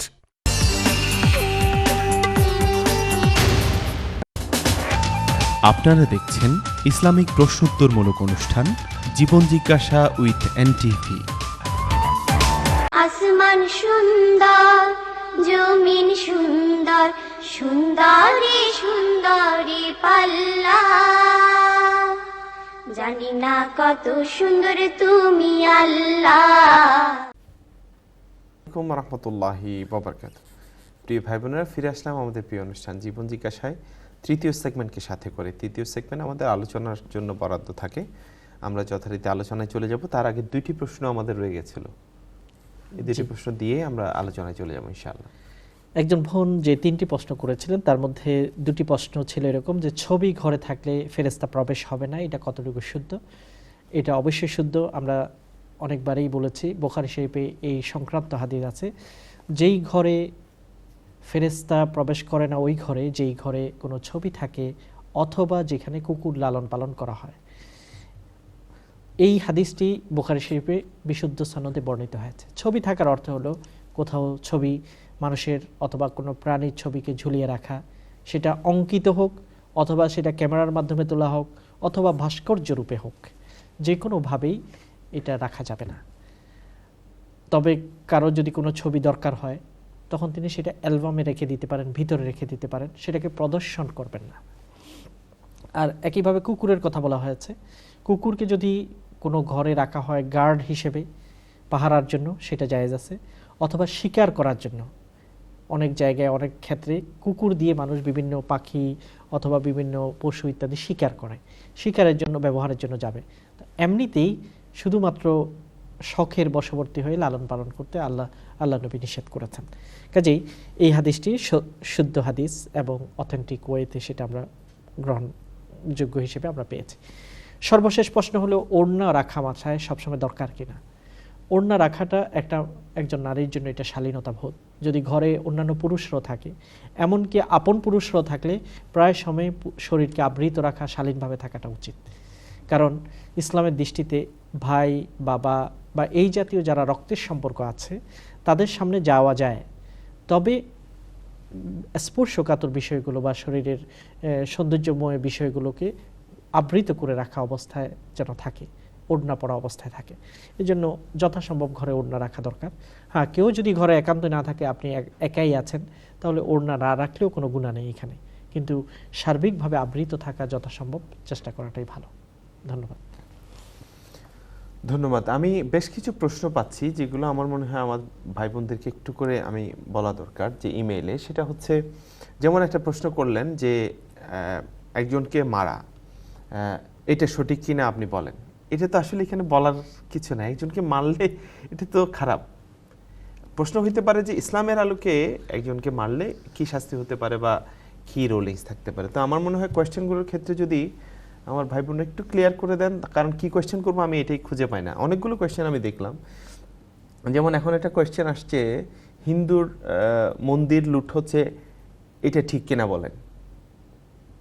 এটা তো অবশ্যই ঠিক না, এবং এটা তো যেই করুক না কেন এটা খুবই অন্যায়, এবং সে একটু করে বলেছেন আমাদের ইয়েতে। আমরা সবসময় খেয়াল রাখতে হবে যে ইসলাম সংখ্যালঘুদের ব্যাপারে খুবই যত্নবান। এক্স্যাক্টলি, সেটা তো আপনি মদিনা সনদের বিষয়ে বলছেন। আজকের আলোচনা শুরুতেই আশা করি আমরা বলেছিলাম, আশা করি আপনি যদি শুরুতেই আমাদের সাথে যুক্ত থাকেন তাহলে দেখেছেন যেই করুক, এবং যেই দেশে অথরিটি আছে, সরকার আছে, সেই দেশের সরকারের এটা দায়িত্ব সংখ্যালঘুদেরকে পরিপূর্ণ নিরাপত্তা দেওয়ার ব্যবস্থা করা। কারণ এটা একদিক যে সংখ্যালঘু বলতে যে কোনো মানুষের প্রাণ, তার জান মালের নিরাপত্তা, এটা হচ্ছে তার একটা ন্যাচারাল একটা রাইট, জন্মগত একটা অধিকার, এটা কেউ ভায়োলেট করতে পারে না। আল্লাহ নবী কি বলেছেন আমরা শুনি, বিদায় হজের সময় আল্লাহ নবী বলেছেন আজকের এই দিনটি কি? সবাই চিন্তা করলো কি আল্লাহ নবী জানেন না আজকের দিনটি কি? এটা আরাফার দিন, 9 জিলহজ। আল্লাহ নবী জিজ্ঞাসা করলেন আজকের এই মাসটি কি? সবাই মনে করলেন যে হয়তো আল্লাহ নবী নতুন কোনো নাম দিবে এই মাসটির। সবাই বলল জিলহজ মাস। আল্লাহ নবী বললেন যে এই সময়টি কি? অর্থাৎ এটা হচ্ছে আরাফার সময়, হজের দিন, পুরো বছরের সর্বশ্রেষ্ঠ দিন। তো এই কথাগুলো বলার উদ্দেশ্য আল্লাহ নবী বলেন যে আজকের মাস, আজকের দিন, আজকের সময়, আজকের জায়গা যতটুকু পবিত্র তার চেয়েও বেশি দামি আল্লাহর কাছে একজন মানুষের সম্পদ, জান মাল, ইজ্জত। খবরদার তোমরা কারো জান মাল ইজ্জতের উপর তোমরা হাত দেবে না। তিনি কি মুসলিম কি অমুসলিম সেটা কোনো ব্যাপার নয়। মানুষ এই মানবতা বোধ, এই সুবিচার বোধ, এই ন্যায় বোধ যে কোনো মানুষ যখন হারাবে তখন সেটা মানুষকে হাইওয়ান এবং জন্তুর মতো করে দেবে। কারণ মানবতা বোধ।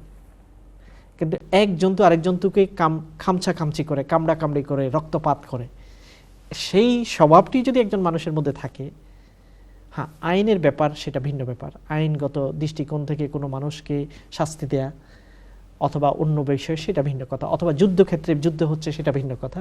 কিন্তু স্বাভাবিক অবস্থায় কোনো অন্যায় ছাড়া অথবা একজনের অন্যায়ের কারণে অন্যের উপর আক্রমণ করা, এই জাতীয় যে জিনিসগুলো বিশেষ করে বাংলাদেশে যেগুলো প্র্যাকটিস হয়, চর্চা হয়, সেটা খুবই অন্যায়, খুবই অন্যায়। যার দোষের শাস্তি তাকেই পেতে হবে, আরেকজনকে দেওয়া যাবে না। যেমন কোনো ভাই একই পরিবারে অন্যায় করেছে, এটার অর্থ না যে তার আরেক ভাইকে আমি পথে পেয়ে মেরে ফেলবো, সেটা হতে পারে। লা তাজিরু ওয়াজিরাতুন উইজরা উখরা, কোরআনের একটা মূলনীতি, একজনের পাপ আরেকজনের উপর চাপিয়ে দেওয়া যাবে না, সুস্পষ্ট। এই জন্য আজকের বাংলাদেশে যেটা হচ্ছে সংখ্যালঘুদের বাড়িঘরে, এটা হচ্ছে স্বার্থান্বেষী একটা গ্রুপ থাকে সব সময়, যে কোনো সময়, যে ক্ষুদ্র এবং স্পর্শকাতর জায়গাগুলোতে হাত দেওয়ার। যেই করুক, সরকারের দায়িত্ব হলো কঠোর ব্যবস্থা গ্রহণ করা এই ব্যাপারে, যাতে করে এটা বাংলাদেশের মান সম্মান, ইসলামের মান সম্মানের উপর কোনোভাবে আঘাত না হয়। একইভাবে যত প্রাণ আল্লাহ দুনিয়াতে আল্লাহ সৃষ্টি করেছেন, পাখির মতো সেগুলোকে আমরা গুলির সামনে ফেলে দিতে পারি না। যেই বিশ্বাসের হোক, যেই চিন্তার হোক, যেই পক্ষের হোক, এই ব্যাপারগুলোকে যদি আমরা ছোট করে দেখি, আজকাল এত প্রাণ ঝরছে, লাশের ভেলা যেন ভাসছে। এই যে একটি মুসলিম রাষ্ট্রে একজন এতগুলো মুসলমানদের দেশে মানবিকতা এভাবেই শেষ? এটা হতে পারে না, এটা হতে পারে না। এই জন্য আমরা ইনশাআল্লাহ একটা দোয়া আজকের অনুষ্ঠানের শেষে বলবো, যেটার মাধ্যমে আমরা আমাদের দেশের জন্য দোয়া করতে থাকতে হবে আমাদেরকে। এটাই হচ্ছে আমাদের সবচেয়ে বড় দায়িত্ব, আল্লাহর কাছে কেঁদে দোয়া করা, দোষারোপ করা নয়। আমরা এখানে যারা আছি তারাও দেখছি যেই পক্ষ আছে ওইটাকে প্রমাণ করার জন্য বা বিপক্ষের উপর সব দোষ চাপানোর জন্য আমরা ব্যস্ত। এইটা থেকে কী লাভ হবে? আমাদের দরকার এখন হলো আল্লাহর কাছে কাদা, হে আল্লাহ, সবাই যে ভুলের উপর আছে তার ভুলকে ভেঙে দাও এবং সবাইকে সঠিক পথে এনে শান্তির পথে চলার তৌফিক দাও। আমিন। পুরাতন ঈর্ষা বিদ্বেষ এগুলোকে নতুন করে জাগিয়ে আবার সুন্দর চামড়াতে আমরা যেন আবার চুলকানি তৈরি না করি, ঘা তৈরি না করি, বরং সেটাকে মলম দিয়ে সেটাকে ভালো করার জন্য আমরা চেষ্টা করি। এটাই হবে বুদ্ধিমানের কাজ। আমিন। আমরা চলে যাচ্ছি, আলোচনার সাবজেক্ট হচ্ছে বার্ড, পাখি। আমাদের শেখ আমাদের জন্য কি আলোচনা নিয়ে আসছেন ইনশাআল্লাহ। ধন্যবাদ। আলহামদুলিল্লাহ রাব্বিল আলামিন ওয়াসসালাতু ওয়াসসালামু আলা সাইয়্যিদিল আমবিয়া ওয়াল মুরসালিন ওয়া আলা আলিহি ওয়া আসহাবিহি আজমাইন। জীবন জিজ্ঞাসাতে প্রতিদিন প্রতি সপ্তাহে একটি টপিক নিয়ে আমরা আলোচনা করি। আজকের টপিকটার সংক্ষিপ্ত যে শিরোনাম দেওয়া হয়েছে সেটা হলো পাখি। তো আমরা পাখি সম্পর্কে আসলে কি বলবো এখানে? পাখি সম্পর্কে কি আমরা বলবো যে পাখির রচনা? আমরা ছোটকালে গরুর রচনা শিখতাম, যে গরুর কিভাবে সে চলাফেরা করে, গরুর উপকার কি। আমরা এখানে পাখির বাহ্যিক কোনো অবস্থা অথবা পাখির উপকারিতা ইত্যাদি বা পাখির গোস্ত নিয়ে এখানে আলোচনা হবে না। মূলত আল্লাহ কোরআনে বলেছেন একটি আয়াতে পাখির কথা, ওই বিষয়টাই আপনাদেরকে ওই আয়াতের দিকে দৃষ্টি দেব। খুব চমৎকার লাগবে আশা করি ওই আয়াতটি। সূরা আল ইসরা, সূরা আল ইসরা 13 এবং 14 নম্বর আয়াতে আল্লাহ বলছেন, ওয়াকুল্লা ইনসানিন আলজামনাহু তাইরাহু ফি উনুকি, প্রতিটি মানুষকে তার পাখিটি তার গলাতে আমি ঝুলিয়ে দিয়েছি। কোরআনের শব্দটির অর্থ এই, প্রতিটি মানুষকে একটি পাখি আমি তার গলাতে ঝুলিয়ে দিয়েছি। এই আয়াতটি পড়ার পর আমার চিন্তা আসলো যে আসলে কি পাখি আমাদের গলাতে ঝুলছে। এটা তো খুব আশ্চর্য কথা, আমাদের গলাতে তো আমরা কোনো পাখি দেখছি না, অথচ আল্লাহ বলেন না, প্রতিটি মানুষকে আমি তার গলায় একটা পাখি ঝুলিয়ে দিয়েছি। এবং আল্লাহ তাআলা আরো কি বলেন, ওয়ানুখরিজু লাহু ইয়াউমাল কিয়ামাতি কিতাবান ইয়ালকাহু মানশুরা, এই পাখিটি কিয়ামতের দিন একটি বই প্রডিউস করবে, একটি বই প্রোডাকশন করবে, কিতাব। ইয়ালকাহু মানশুরা, এই বইটি সে কিয়ামতের ময়দানে ওই পাখি, আমার সাথে যে পাখিটি আছে, এই পাখিটি আমাকে একটা বই আকারে এসে যাবে। কিতাবান ইয়ালকাহু মানশুরা, বইটি বন্ধ থাকবে না, আল্লাহ বলছেন খোলা বই তার কাছে উপস্থাপন করা হবে। এটা হলো সূরা আল ইসরার 13 এবং 14 নম্বর আয়াতের অর্থ। তখন আমি চিন্তা করতে লাগলাম যে আমার পাখিটা কেমন, বা আমার পাখিটা কি, আমার পাখির কি কাজ। আমার গলাতে তো আল্লাহ বলেছেন প্রত্যেক মানুষকেই পাখি দেওয়া হয়েছে, কাজে আমার গলাতে আপনার পাখিটা আছে, আমার গলাতে আমার পাখিটি আছে। এই শব্দটি দেখার পর আমার অনুসন্ধিৎস জাগলো যে এই পাখিটি বলতে আল্লাহ কি বুঝিয়েছেন। তখন আমি তাফসিরের বিভিন্ন কিতাবগুলো ঘেঁটে দেখলাম।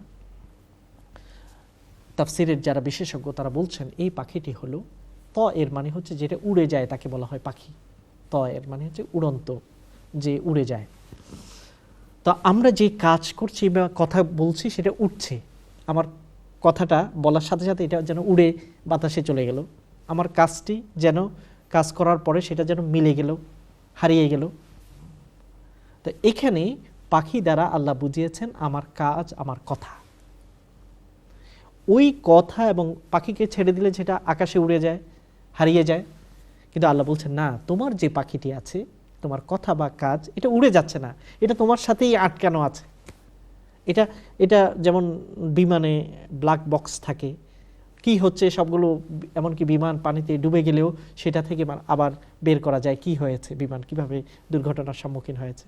তো ব্ল্যাক বক্স যেমন, একইভাবে আমার পাখিটি, আমার কথা এবং কাজ, আমার ভঙ্গি, আমার চিন্তা, আমার চেতনা, এই পাখিগুলোকে আল্লাহ বলছেন আমার গলার সাথে আটকে রেখেছেন। এবং সেই পাখিটি কিয়ামতের সময় একটি কিতাব হিসেবে, খোলা কিতাব হিসেবে আমার কাছে উপস্থাপিত হবে। তাহলে আমার পাখি হলো আমার কাজ, আমার কথা। তাহলে আমি যে কথাটি বললাম এটা উড়ে যায়নি, হারিয়ে যায়নি। আল্লাহ বলছেন এটা খোলা বই হিসেবে তোমার কাছে আসবে। এবং এটা অন্য আয়াতে আল্লাহ বলছেন, বিভিন্ন আয়াতে। কিতাবটা কেমন হবে, যে কিতাবটি আমি পাবো, এই ব্যাপারে আমরা সবাই বিশ্বাস করি যে কিয়ামতের ময়দানে আমাকে একটা রিপোর্ট, একটা আমলনামা আমাকে দেয়া হবে। এবং এই সম্পর্কে আল্লাহ তাআলা সূরা কাহফে বলছেন, কি বলছেন? আল্লাহ তাআলা বলবেন, যখন একজন মানুষ ওই পাখিটাকে পাবে, কিতাব আকারে পাখিটা পাবে, তখন সে আশ্চর্য হবে, মা লিহাদাল কিতাব লা ইউগাদিরু সাগীরাতান ওয়ালা কাবীরাতান ইল্লা আহসাহা। এটা কি কিতাব, এটা কি রিপোর্ট, কি বই? ছোট খাটো এমন কিছু নেই যেটা আমি করেছি বা বলেছি যেটা মুছে গেছে, এরকম কিছু নেই, সব কিছুই দেখি এখানে আছে। কি আশ্চর্য! তাহলে এই কিতাবটা আমাদেরকে পেতেই হবে, আমাদের পাখিটাকে মজবুত করতে হবে। আমাদের পাখিটা হলো আমাদের আমল, আমাদের কথা, আমাদের কাজ। এবং আল্লাহ তাআলা বলছেন যে আনিল ইয়ামিনি ওয়া আনিশ শিমালি কাঈদ, দুটি রিসিভার আমার ডান এবং বামে রিসিভ করার জন্য রাখা হয়েছে। মা ইয়ালফিজু মিন কাউলিন ইল্লা লাদাইহি রাকিবুন আতীদ, যা কিছুই আমার শব্দ বের হবে সব কিছুই রেকর্ডেড, সব কিছুই রেকর্ডেড, ভালো খারাপ। এই জন্য এই কথাটা আমরা যদিও সবাই জানি, কিন্তু আল্লাহ আমাদেরকে বলছে তোমার পাখি তোমার গলাতে আছে। এই জন্য এই পাখির কথা যেন আমরা ভুলে না যাই।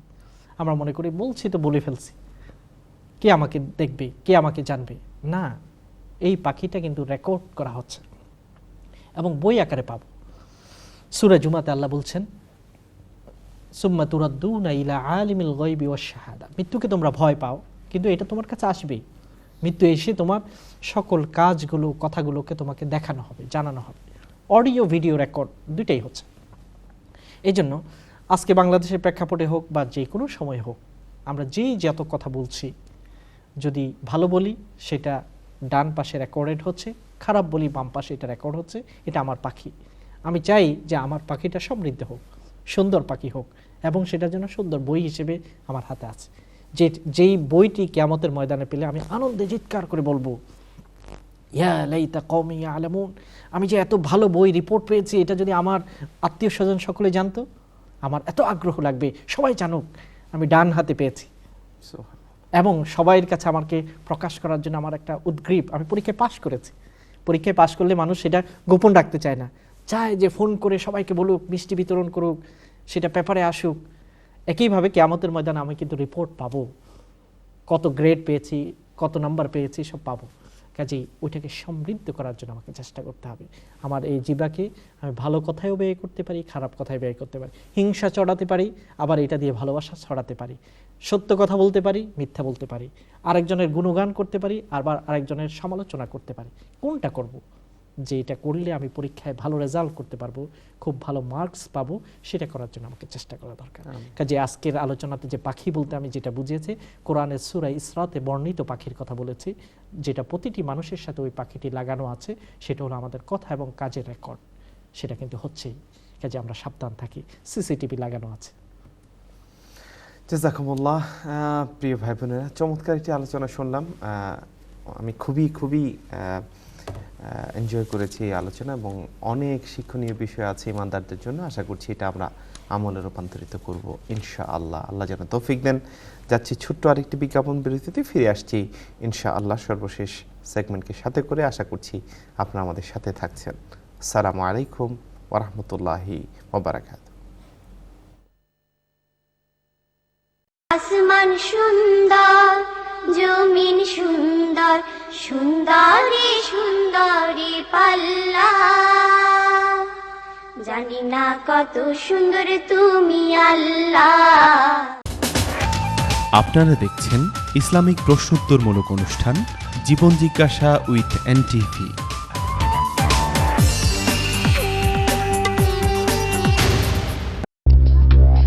সরি স্যার, ইন্টারভিউ ওইদিকে বলেন না। সরি, বসো বাবা, বসো। নাম? মোহাম্মদ আনিসুর রহমান। নার্ভাস? সনাতনী কবিতার প্রথম লাইন কি? পানি খাবো। প্রথম লাইন পানি খাবো। তেলাপোকা পাখি না কেন? বেনি আসো কলা কি? নিউটনের বাবার নাম কি? বাবা একটু প্রাণ ঝাল চানাচুর খাও। স্যার, আইজাক নিউটনের জন্ম 4 জানুয়ারি 1642, কার করার মতো 25 ডিসেম্বর 1643। তার বাবার নাম ছিল আইজাক নিউটন, তিনি পেশায় ছিলেন কৃষক। ঝাল চানাচুর প্রাণে সাহস। MRA গ্লোবাল মানির সৌজন্যে আজকের কারেন্সি রেট।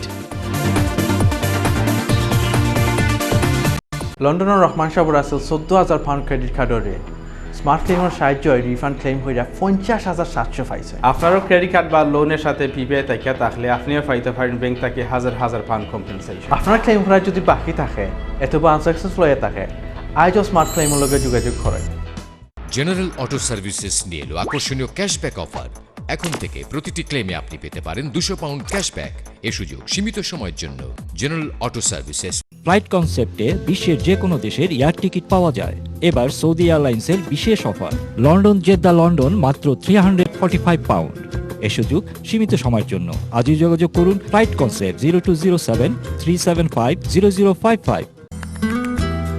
ব্রিটিশ ওয়েদারের উপর আমরা ভরসা করতে পারি না কেউই।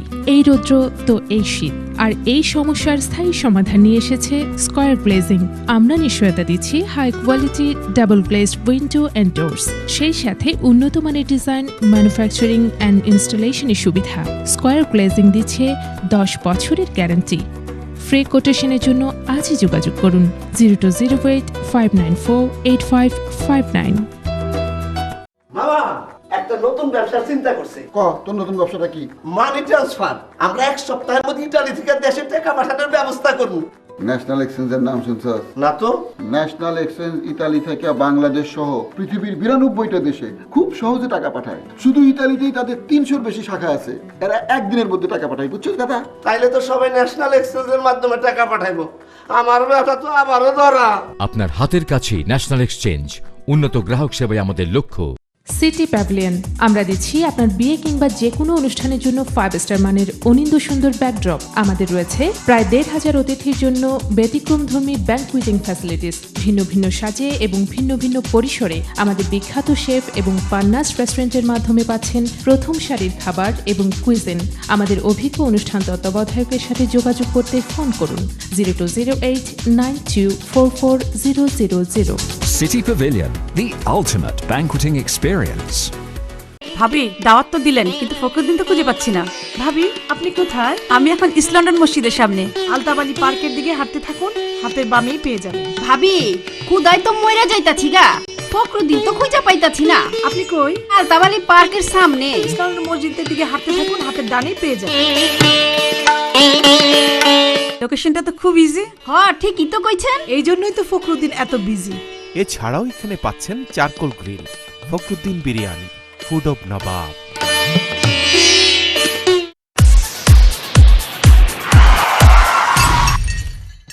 আপনি কি অ্যাক্সিডেন্ট করেছেন? দোষ আপনার বা third party driver? With or without injury, no problem. আপনার ক্লেম যতই জটিল হোক না কেন, একমাত্র অটোমেকই পারবে আপনাকে দিতে বেস্ট সলিউশন। আমাদের experience claims management team is just one phone call away.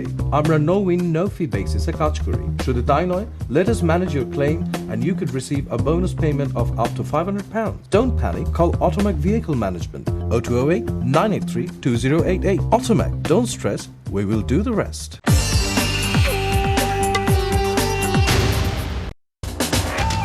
আপনারা দেখছেন ইসলামিক প্রশ্নোত্তরমূলক অনুষ্ঠান জীবন জিজ্ঞাসা উইথ এনটিভি। আসমান সুন্দর, জমিন সুন্দর, সুন্দরী সুন্দরী পাল্লা, জানি না কত সুন্দর তুমি আল্লাহ। আলাইকুম রহমতুল্লাহি ওয়াবারাকাতুহু। প্রিয় ভাই বোনেরা, আমরা আবারও ফিরে আসলাম আমাদের প্রিয় অনুষ্ঠান জীবন জিজ্ঞাসায়। তবে সর্বশেষ সেগমেন্টকে সাথে করে আশা করছি আপনারা আমাদের সাথে আছেন। আমরা চলে যাচ্ছি কলে, দেখি কি আছেন। আসসালামু আলাইকুম। ওয়ালাইকুম আসসালাম। বোন, আপনার প্রশ্ন বলেন। আমি জানতে আসলাম একটা নামর মিনিং সাফিন নামর। সাফিন, আপনি কি নাম রেখে ফেলছেন?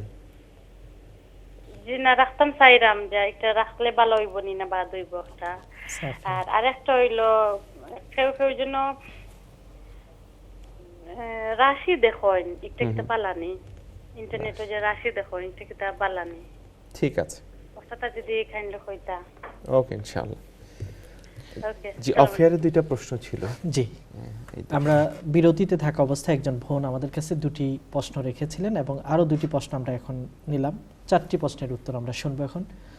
প্রথমত একটি প্রশ্ন হলো যে কোরআনে কারীম শিক্ষা দেয়া, আমরা আগেই বলেছিলাম এটা একটি সাদকা জারিয়ার মতো, যেটা সব আমরা অব্যাহতভাবে পেতে থাকবো। জেনারেশনের পর জেনারেশন যখন সেটা পড়বে পড়াবে, তখন সেটা সব আমার কাছে চলতে থাকবে। তিনি জানতে চাচ্ছেন যদি তার বিনিময়ে যদি আমি কোনো বেতন গ্রহণ করি অথবা সেটাকে টিউশন হিসেবে নিই, একটা চার্জ করি, তখনও কি আমি এই সওয়াব পাবো না সেটা থেকে বঞ্চিত হব? উত্তর হলো এই, কোরআনের শিক্ষার কোনো বিনিময় হতে পারে না। কোরআনের শিক্ষার কোনো বিনিময় হতে পারে না। তবে যেহেতু কোরআনের শিক্ষাটা যাতে অব্যাহত থাকে, সবাই যদি নিজের নিজের পেশায় ব্যস্ত হয়ে পড়ে আর এটা যদি শুধু অপশনাল থাকে, তাহলে কোরআন চর্চা ব্যাপক রূপ লাভ করবে না। এই জন্য ইমামগণ বলেছেন যে এটার জন্য সময়ের বিনিময়ে এবং সে অন্য কাজ করতে পারবে না, এই কারণে তাকে পয়সা দেয়া, বেতন দেয়া, চার্জ দেয়া এটা জায়েজ আছে। তাহলে এখানে যেটা পয়সা দেয়া হচ্ছে, তিনি 1 ঘন্টা পড়ালেন, এই 1 ঘন্টা সময়ের জন্য তাকে 20 পাউন্ড 20 পাউন্ড দেয়া হলো। কিন্তু কোরআন শিক্ষা দেয়া, এটা যদি তার নিয়ত থাকে না এটার বিনিময়ে আমি কোনো অর্থ নিচ্ছি না, এটা আমি তাকে সাদকা জারিয়া হিসেবে শিক্ষা দিচ্ছি, তাহলে অবশ্যই তার নিয়তের কারণে তিনি সওয়াব পাবেন। আর যদি তিনি মনে করেন যে না আমি 20 পাউন্ড পাবো এই জন্যই পড়াচ্ছি, তাহলে কিন্তু সওয়াব পাবেন না, তার নিয়তের উপর নির্ভর করবে। মনে রাখতে হবে আমরা যারা পয়সা দিই বা নিই উভয়কেই, যে কোনো সময় দিন এই কাজের কোনো বিনিময় হতে পারে না, তবে এটাকে মানুষের প্রয়োজন পূরণের জন্য যাতে করে বিশেষ সময় এই কাজে ব্যয় করা যায়, এই জন্যই পয়সার লেনদেন কিংবা বেতন দেওয়ার ব্যবস্থাটা শরিয়া অনুযায়ী করা হয়েছে। এই জন্য নিয়তকে আমাদের পরিশুদ্ধ করতে হবে যে আমি আল্লাহরই ওয়াস্তে আমি শিক্ষা দিচ্ছি, এবং মনোযোগ দিয়ে সিনসিয়ারিটির সাথে পড়াতে হবে। শুধু সময় কাটানোর জন্য পড়ালে হবে না, বরং যে না দরদ দিয়ে পড়াতে হবে, এবং মনে রাখতে হবে যে আমি যে কোরআন শিক্ষা দিচ্ছি এটার বিনিময়ে আখিরাত আমি পাবো। দ্বিতীয় প্রশ্ন আপনি করেছেন যে কারো যদি গোসল ফরজ থাকে, এই অবস্থায় কোনো মৃত্যু পথের যাত্রী, মৃত্যুর আগের মুহূর্তে আছে এমন কোনো মানুষ, তার কাছে যাওয়া যাবে কিনা? এর উত্তর হলো যে যেসব মহিলারা বিশেষত পিরিয়ড অবস্থায় আছেন অথবা কারো যদি গোসল ফরজ থাকে, সেই অবস্থায় তার ঘরে না ঢুকাই উত্তম, কারণ সেখানে ফেরেশতাদের আগমন হবে, পবিত্র থাকা দরকার। এই চিন্তা থেকেই আলেমগণ বলেছেন সেখানে তারা না যাওয়াটাই উত্তম। তবে ঘরে আর কেউ নেই, তিনি খুবই সংকট অবস্থায় আছেন, তার সহযোগিতা দরকার, সেবা দরকার, সেই কারণে যদি যেতে হয় এটা প্রয়োজন, তখন তাকে তিনি যেতে পারবেন। কিন্তু সাধারণত অন্যান্য মানুষ যদি থাকে সেই অবস্থায় তিনি সেখানে না গিয়ে পবিত্র হয়ে তারপরে যাবেন। দ্বিতীয় বোন প্রশ্ন করেছেন সাফিন শব্দের অর্থ। আসলে সাফি বা সফি এটা হচ্ছে আরবিতে সোয়াদ আলিফ ফা ইয়া, সফি মানে হচ্ছে পিওর। এই অর্থে কারো নাম রাখা যেতে পারে, কোনো সুন্দর অর্থ এই শব্দ ব্যবহার করা যেতে পারে। আপনি জানতে চেয়েছেন রাশি দেখা যাবে কিনা, যেমন হাত দেখা অথবা মানুষের ভবিষ্যৎ ইত্যাদি বর্ণনা করা, রাশি চক্র ইত্যাদি বলা, এটা যাবে না, কখনো যাবে না। বরং কেউ যদি এরকম গণকের কাছে যায়, আল্লাহ নবী বলেছেন তাদের 40 দিনের নামাজেই কবুল হবে না, আল্লাহ এত রাগ করেন। কারণ ভবিষ্যৎটি আল্লাহরই হাতে, আল্লাহ ছাড়া কেউ গায়েব বা অদৃশ্য ভবিষ্যৎ জানেন না। অন্যরা অনুমান করে কিছু কথা বলেন, কাজেই ভবিষ্যৎ জানারটা আমাদের জন্য কারোর জন্য দরকার নেই, বরং আল্লাহরই কাছে চাওয়া দরকার, হে আল্লাহ আমি ভবিষ্যৎ জানি না। যেমন আমরা ইস্তেখারা করার সময় বলি যে ওয়ালা আ'লামু ওয়া আনতা তা'লাম, হে আল্লাহ আমি জানি না তুমি জানো, ওয়া আনতা আল্লামুল গুয়ুব, তুমি অদৃশ্য এবং ভবিষ্যৎ জানো। এই কথাটা আমরা আল্লাহর কাছে স্বীকার করি। কাজেই আমরা রাশি চক্র দেখার জন্য, গণকের পিছনে, মন্ত্র দানকারীদের পিছনে, সেগুলোতে আমরা যাব না, এগুলো আমাদের ঈমান নষ্ট করবে। একইভাবে আমরা অনেক কুসংস্কারে আক্রান্ত হয়ে যাব। ধন্যবাদ। জি, আমরা চলে যাচ্ছি পরবর্তী কলে, দেখি কে আছেন। আসসালামু আলাইকুম। আসসালামু আলাইকুম। ওয়ালাইকুম আসসালাম। বোন আপনার প্রশ্ন বলেন। জি, আমার দুইটা প্রশ্ন ভাই। ভাই আপনাকে ওয়েট করতে হবে, আমরা বোনের প্রশ্ন নিচ্ছি, তারপরে আপনার কাছে আসবো ইনশাআল্লাহ। বোন আপনি একটু বড় করে আমাদেরকে বলবেন। জি, প্রথম প্রশ্ন হইল আমার, একজন মহিলা তার হাজবেন্ড হইলা মৌলানা, টাইটেল পাস মৌলানা, তার 4টা বাচ্চা, তো 5 নম্বর বাচ্চা, তার 5 নম্বর বা প্রেগনেন্ট আসলা, তার হাজবেন্ডে চাইছেন না, বেবি নষ্ট করাইছেন তার হাজবেন্ডে। এখন আর বারো মহিলা প্রেগনেন্ট, আর বা তার হাজবেন্ডে মায়ের খররা জিও করবার দেয়, তাই এখন মৌলানা। ঠিক আছে।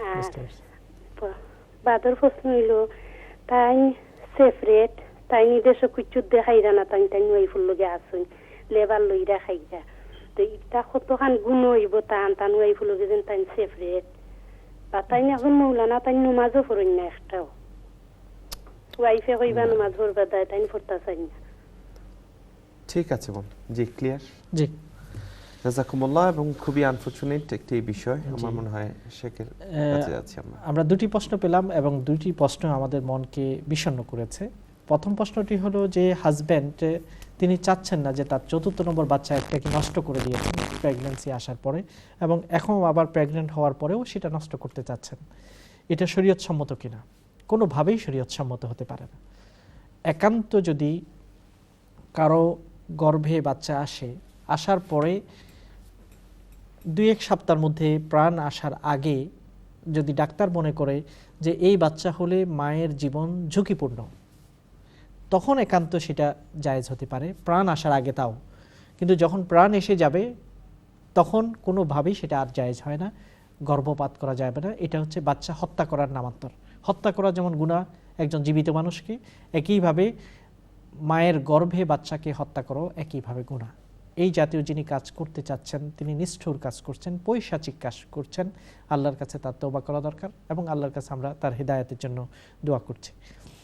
তেমনিভাবে আরও একটি গর্হিত কাজ হলো যে স্বামী স্ত্রীর মধ্যে বৈবাহিক সম্পর্ক আছে, তারপরেও অতিরিক্ত ভাতা সরকার থেকে পাওয়ার জন্য দেখানো হলো যে আমরা দুইজনেই বিচ্ছিন্ন হয়ে গেছি, আমরা সেপারেটেড, এই জন্য আমাদের দুইজনকে পৃথক ঘর দেওয়া হোক, দুইজনকে পৃথকভাবে খরচ দেওয়া হোক, সরকারের ফান্ড থেকে বেশি পাওয়ার জন্য মিথ্যাচার করে সেপারেশন দেখাচ্ছে। এটা যাবে কিনা? এটা হারাম, অন্যায়। কারণ মিথ্যার আশ্রয় নেওয়া হলো এবং স্বামী স্ত্রী তারা তো একই সাথে আছেন, তালাক কিংবা ডিভোর্স হয়নি, তারপরে এই মিথ্যার আশ্রয়ের বিনিময়ে সরকারের ফান্ড থেকে যে পয়সা নেওয়া হচ্ছে ওইটা খাওয়াটাও হারাম হচ্ছে এবং এটার জন্য আল্লাহর কাছে জবাবদেহি করতে হবে এবং জনগণের সকলের কাছে জবাবদেহি করতে হবে। যেহেতু আমি মানুষের পয়সা, এটা তো একজন ব্যক্তির মালিক নয়, এটা হচ্ছে সকল জনগণ মালিক, কাজে সকলের পয়সা আমি আত্মসাৎ করছি। আল্লাহ তাআলা এই জাতীয় গর্হিত নোংরা কাজ থেকে আমাদেরকে সকলকেই যেন আল্লাহ হেফাজত করেন এবং আমাদের বিবেককে যেন আল্লাহ জাগ্রত করার তৌফিক দান করেন। আমিন। আমরা পরবর্তী কলে যাচ্ছি, দেখি কে আছেন। আসসালামু আলাইকুম। হ্যালো, আসসালামু আলাইকুম। ওয়ালাইকুম আসসালাম। ভাই আপনার প্রশ্ন বলেন। ভাই আমার চারটা নামের অর্থ জানতে চাচ্ছি। বলেন। আপনার প্রথম নামটি হচ্ছে আপনার হুদ, আর দ্বিতীয় নামটি হচ্ছে আপনার হামজা, আর তৃতীয় নামটি হচ্ছে লুত, আর চতুর্থ নামটি হচ্ছে আপনার তাজ। একটা নামের জি। আর আরেকটি প্রশ্ন আমার বাচ্চা দুইটা হয়েছে, টুইন্স। মাশাআল্লাহ। টুইন্স এরা খুব ছোট আছিল, তো আমি তাড়াহুড়া করে একটা নাম রেখে আকিকা দিয়ে দিছিলাম। এখন যদি আমি নাম চেঞ্জ করি তাহলে আমার কি আবার আকিকা করতে হবে? ওকে, ঠিক আছে। ধন্যবাদ। দ্বিতীয় প্রশ্নটি হচ্ছে সকলের উপকারের জন্য আসবে, যে কারো নাম পরিবর্তন করতে হলে আবার নতুন করে ওই নামের কারণে আকিকা দিতে হবে কিনা। আসলে এর উত্তর হলো আমাদের সমাজে এটা প্রচলিত আছে যে নাম পরিবর্তন করে আকিকা দিতে হয়, এরকম একটা ধারণা প্রতিষ্ঠিত আছে। কিন্তু হাদিসের আলোকে যেটা আমরা চিন্তা করে দেখলাম, হাদিস বলে যে আকিকা হলো ব্যক্তির পক্ষ হতে, নামের পক্ষ হতে না। নামের কারণে আকিকা দিতে হয় না, বরং ব্যক্তি যে সন্তানটি দুনিয়াতে আসছে আল্লাহ যেন তাকে হেফাজত করেন, আপদ বিপদ থেকে রক্ষা করেন, এই জন্য জানের পরিবর্তে একটা জান দেয়া এবং আল্লাহ রাস্তায় কোরবান করা, এটাকে বলা হয় আকিকা। আর এই আকিকাটা ব্যক্তির জন্য, এটা নামের জন্য নয়। তাহলে ব্যক্তির নাম যখন যেটাই পরিবর্তন করা হলেও ব্যক্তি তো আর পরিবর্তন হচ্ছেন না, এই জন্য নতুন করে কোনো আকিকা দেওয়ার দরকার নেই। হ্যাঁ, একান্ত কেউ যদি আকিকা করেন, আল্লাহর ওয়াস্তে দান করেন, নিজেরা খান, অন্যদেরকে খাওয়ান, সেটা তো পৃথক ব্যাপার। কিন্তু শরীয়তের দৃষ্টিতে নাম পরিবর্তন করলে আবার নতুন করে আকিকা করতে হবে, এরকম কোনো বিধান প্রচলিত নেই। আপনি কয়েকটি নাম বলেছেন, যেমন লুত, এটা একজন নবীর নাম। হুদ, একইভাবে হামজা, হযরত হামজা রাদিয়াল্লাহু তাআলা আনহু আল্লাহ নবীর চাচা ছিলেন এবং তিনি যত শহীদ দুনিয়ার বুকে হবে তাদের নেতা হিসেবে আল্লাহ তাআলা তাকে মর্যাদা দিয়েছেন। সৈয়দুশ শুহাদা, উহুদের যুদ্ধে তিনি শহীদ হয়েছেন। আর তাজ শব্দটি অর্থ হচ্ছে মুকুট, ক্রাউন। এই নামগুলো আপনি চয়েস করতে পারেন, কোনো অসুবিধা নেই। ধন্যবাদ। জি, আমরা পরবর্তী কলে চলে যাচ্ছি। আসসালামু আলাইকুম। আসসালামু আলাইকুম। ওয়ালাইকুম সালাম রাহমাতুল্লাহ। ভাই আমাকে শুনতে পাচ্ছেন? হ্যাঁ, শুনতে পাচ্ছি ক্লিয়ারলি। আপনার প্রশ্ন বলেন। ভাই সাহেব, আসলে আমরা জানি যে প্রত্যেকেই একটি রাষ্ট্রের নাগরিক হিসাবে ওই রাষ্ট্রের সরকারের প্রতি আনুগত্য করা এবং সম্মান করা প্রত্যেকের উচিত, এটা ইমানি দায়িত্ব। এখন আমরা গতকালকে দেখলাম রাজশাহীতে কে বা কারা ট্রেনে আগুন দিয়েছে এবং ওখানে কর্তব্যরত মানুষ যারা ছিল তারা বলেছে যে কে বা কারা দিয়েছে তারা তাদেরকে চিনেনি এবং দেখে নাই। কিন্তু সরকারের ঊর্ধ্বতন মহল থেকে তৎক্ষণাৎ কোন রকম ইনভেস্টিগেশন ছাড়াই বলা হইলো যে জামাত শিবিরের লোকের আগুনটা লাগিয়েছে ওখানে। এখন আমার যেটা প্রশ্ন আপনাদের কাছে, এইরকম প্রতারণামূলক ঘোষণা যখন সরকারের পক্ষ থেকে আসে তখন আমরা ওই সরকার এবং ওই সরকারের ঘোষণার প্রতি কতটুকু সম্মান দেখাবো আমরা একজন মানুষ হিসাবে এই প্রশ্নটা আমি আপনাদের কাছে রাখলাম। যে আমার মনে হয় এরকম স্পেসিফিক না গিয়ে আমরা ইন প্রিন্সিপাল আমরা আমাদের কথা কাজ এবং এর অনুযায়ী আমাদের কি হতে পারে সেই বিষয়টি আমাদের আলোচনায় ক্লিয়ার হয়ে আসছে। এরপরে যদি আপনি অ্যাড করতে চান। সংক্ষেপে আমরা বলতে চাই, কারণ আমার হাতে আর 2 মিনিট আছে। জি, খুব সংক্ষিপ্ত কথা হলো যে রাষ্ট্রের সম্পদ, জনগণের সম্পদ, গাড়ি ঘোড়া, দোকানপাট এগুলো লুটপাট করা অথবা ভাঙচুর করা অথবা ক্ষতি সাধন করা, আমরা একটু আগেই বলেছি যে আল্লাহ নবী বলেছেন জান মাল সব কিছু আল্লাহর কাছে অত্যন্ত পবিত্র।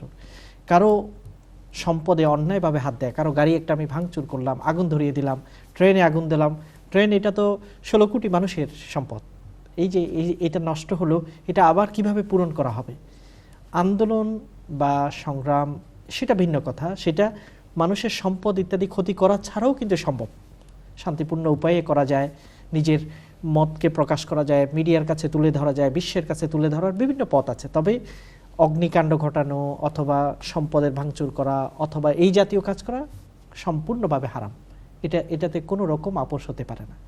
একইভাবে তদন্ত করা ছাড়াও শুধু স্পেসিফিক কারো উপর দায়িত্ব চাপানোটাও এটা বুদ্ধিমানের কাজ হতে পারে না, কারণ আল্লাহ তাআলা বলছেন ফাতাবাইয়ানু, মনে হতে পারে অমুক করেছে কিন্তু আমি বলতে পারি না যতক্ষণ পর্যন্ত না এটা প্রমাণিত না হয়। এই জন্য তোমরা আল্লাহ তাআলা বলেন যে কোনো সংবাদকে তোমরা যাচাই বাছাই করো, যাচাই বাছাই ছাড়া যদি তুমি কথা বলো পরে এটা মিথ্যা প্রমাণ হলে ফাতুসবিহু আলা মা ফাআলতুম নাদিমিন, পরে তোমাকে লজ্জা পেতে হবে। কারণ কাজেই ইসলামের প্রিন্সিপাল হলো যে কোনো কথা তদন্ত এবং প্রমাণের মাধ্যমে বলতে হবে। কাজেই বাংলাদেশের প্রেক্ষাপটে আবারও এই কথাটা দিয়ে আমরা শেষ করি যে কোনো পর্যায়ে কোনো ক্ষতি সাধন করার যে কাজগুলো হচ্ছে অনেকে বুঝে না বুঝে করছেন, এটা খুবই অন্যায়, সেগুলো থেকে বিরত থাকা দরকার। এবং বিক্ষোভ প্রদর্শন একটি বিষয়, জানমালের ক্ষতি করা আরেকটা বিষয়। হারাম কাজ করলে কখনো আল্লাহর পক্ষ থেকে সাহায্য আসবে না। দ্বিতীয় হলো এক অন্যের উপর দোষারোপ করা, ব্লেম গেম, যেটা আমাদের দেশে একটা প্রচলিত একটা প্রথা। এই জিনিসগুলো থেকে বেরিয়ে না আসলে একটি জাতির সুন্দর সোনালী ভবিষ্যৎ আশা করা যায় না। যে আমরা দোয়ায় চলে যেতে হবে।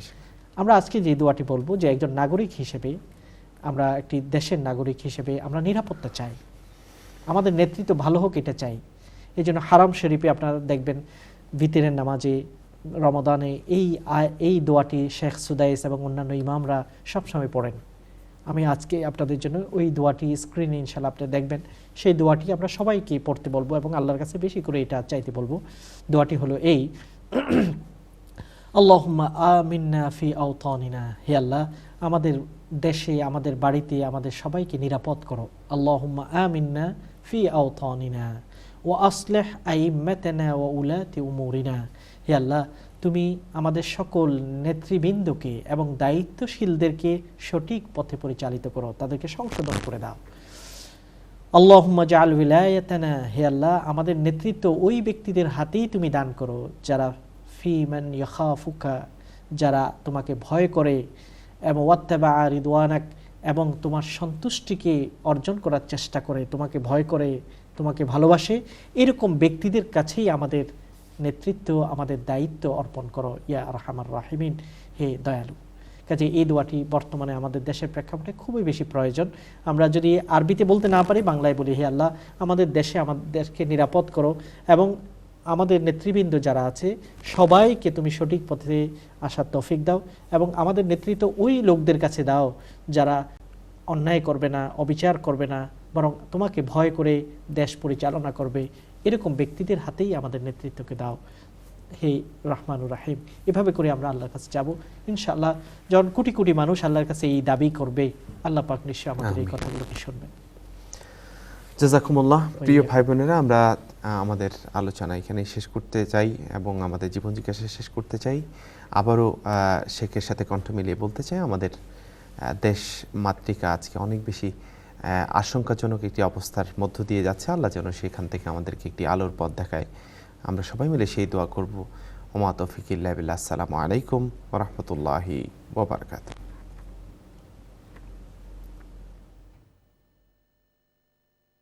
দুনিয়া সুন্দর, মানুষ সুন্দর, আসমান সুন্দর, জমিন সুন্দর, সুন্দরী সুন্দরী পাল্লা, জানি না কত সুন্দর তুমি আল্লাহ।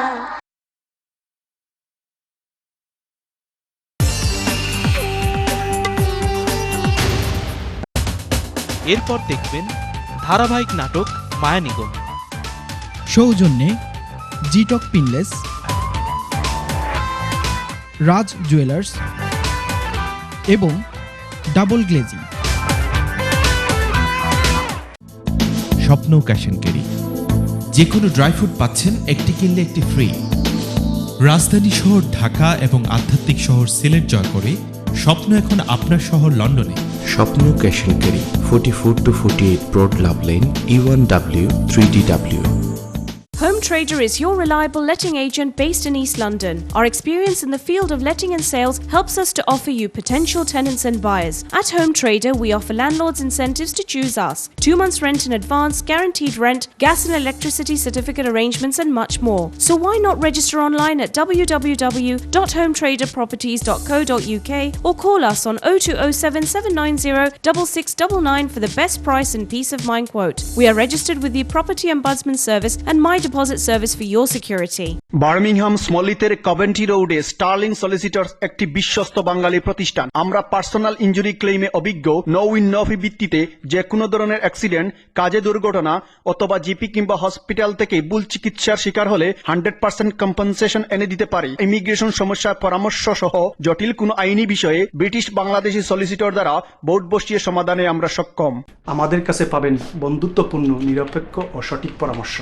তাই আইনি সমস্যা সমাধানে আর্নয় থিঙ্কিং পাশে আছে স্টার্লিং। MRA গ্লোবাল মানির সৌজন্যে আজকের currency rate.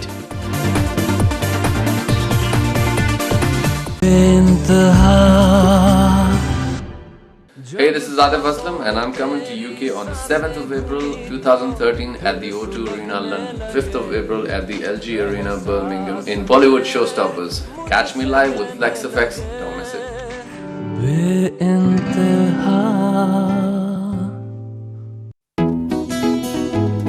Dolphins variety store, এখানে আপনি পাচ্ছেন সব ধরনের হোম এসেনশিয়াল প্রোডাক্টস, হাঁড়ি পাতিল, বাচ্চাদের খেলনা, টয়লেট্রিজ, সিরামিক্স সহ সকল ধরনের গৃহস্থলী জিনিস। আমাদের আরও রয়েছে বিভিন্ন মডেলের মোবাইল ফোনের স্পেশাল অফার। তো আজই আসুন ওয়াটনি মার্কেট ডলফিনস ভ্যারাইটি স্টোরে।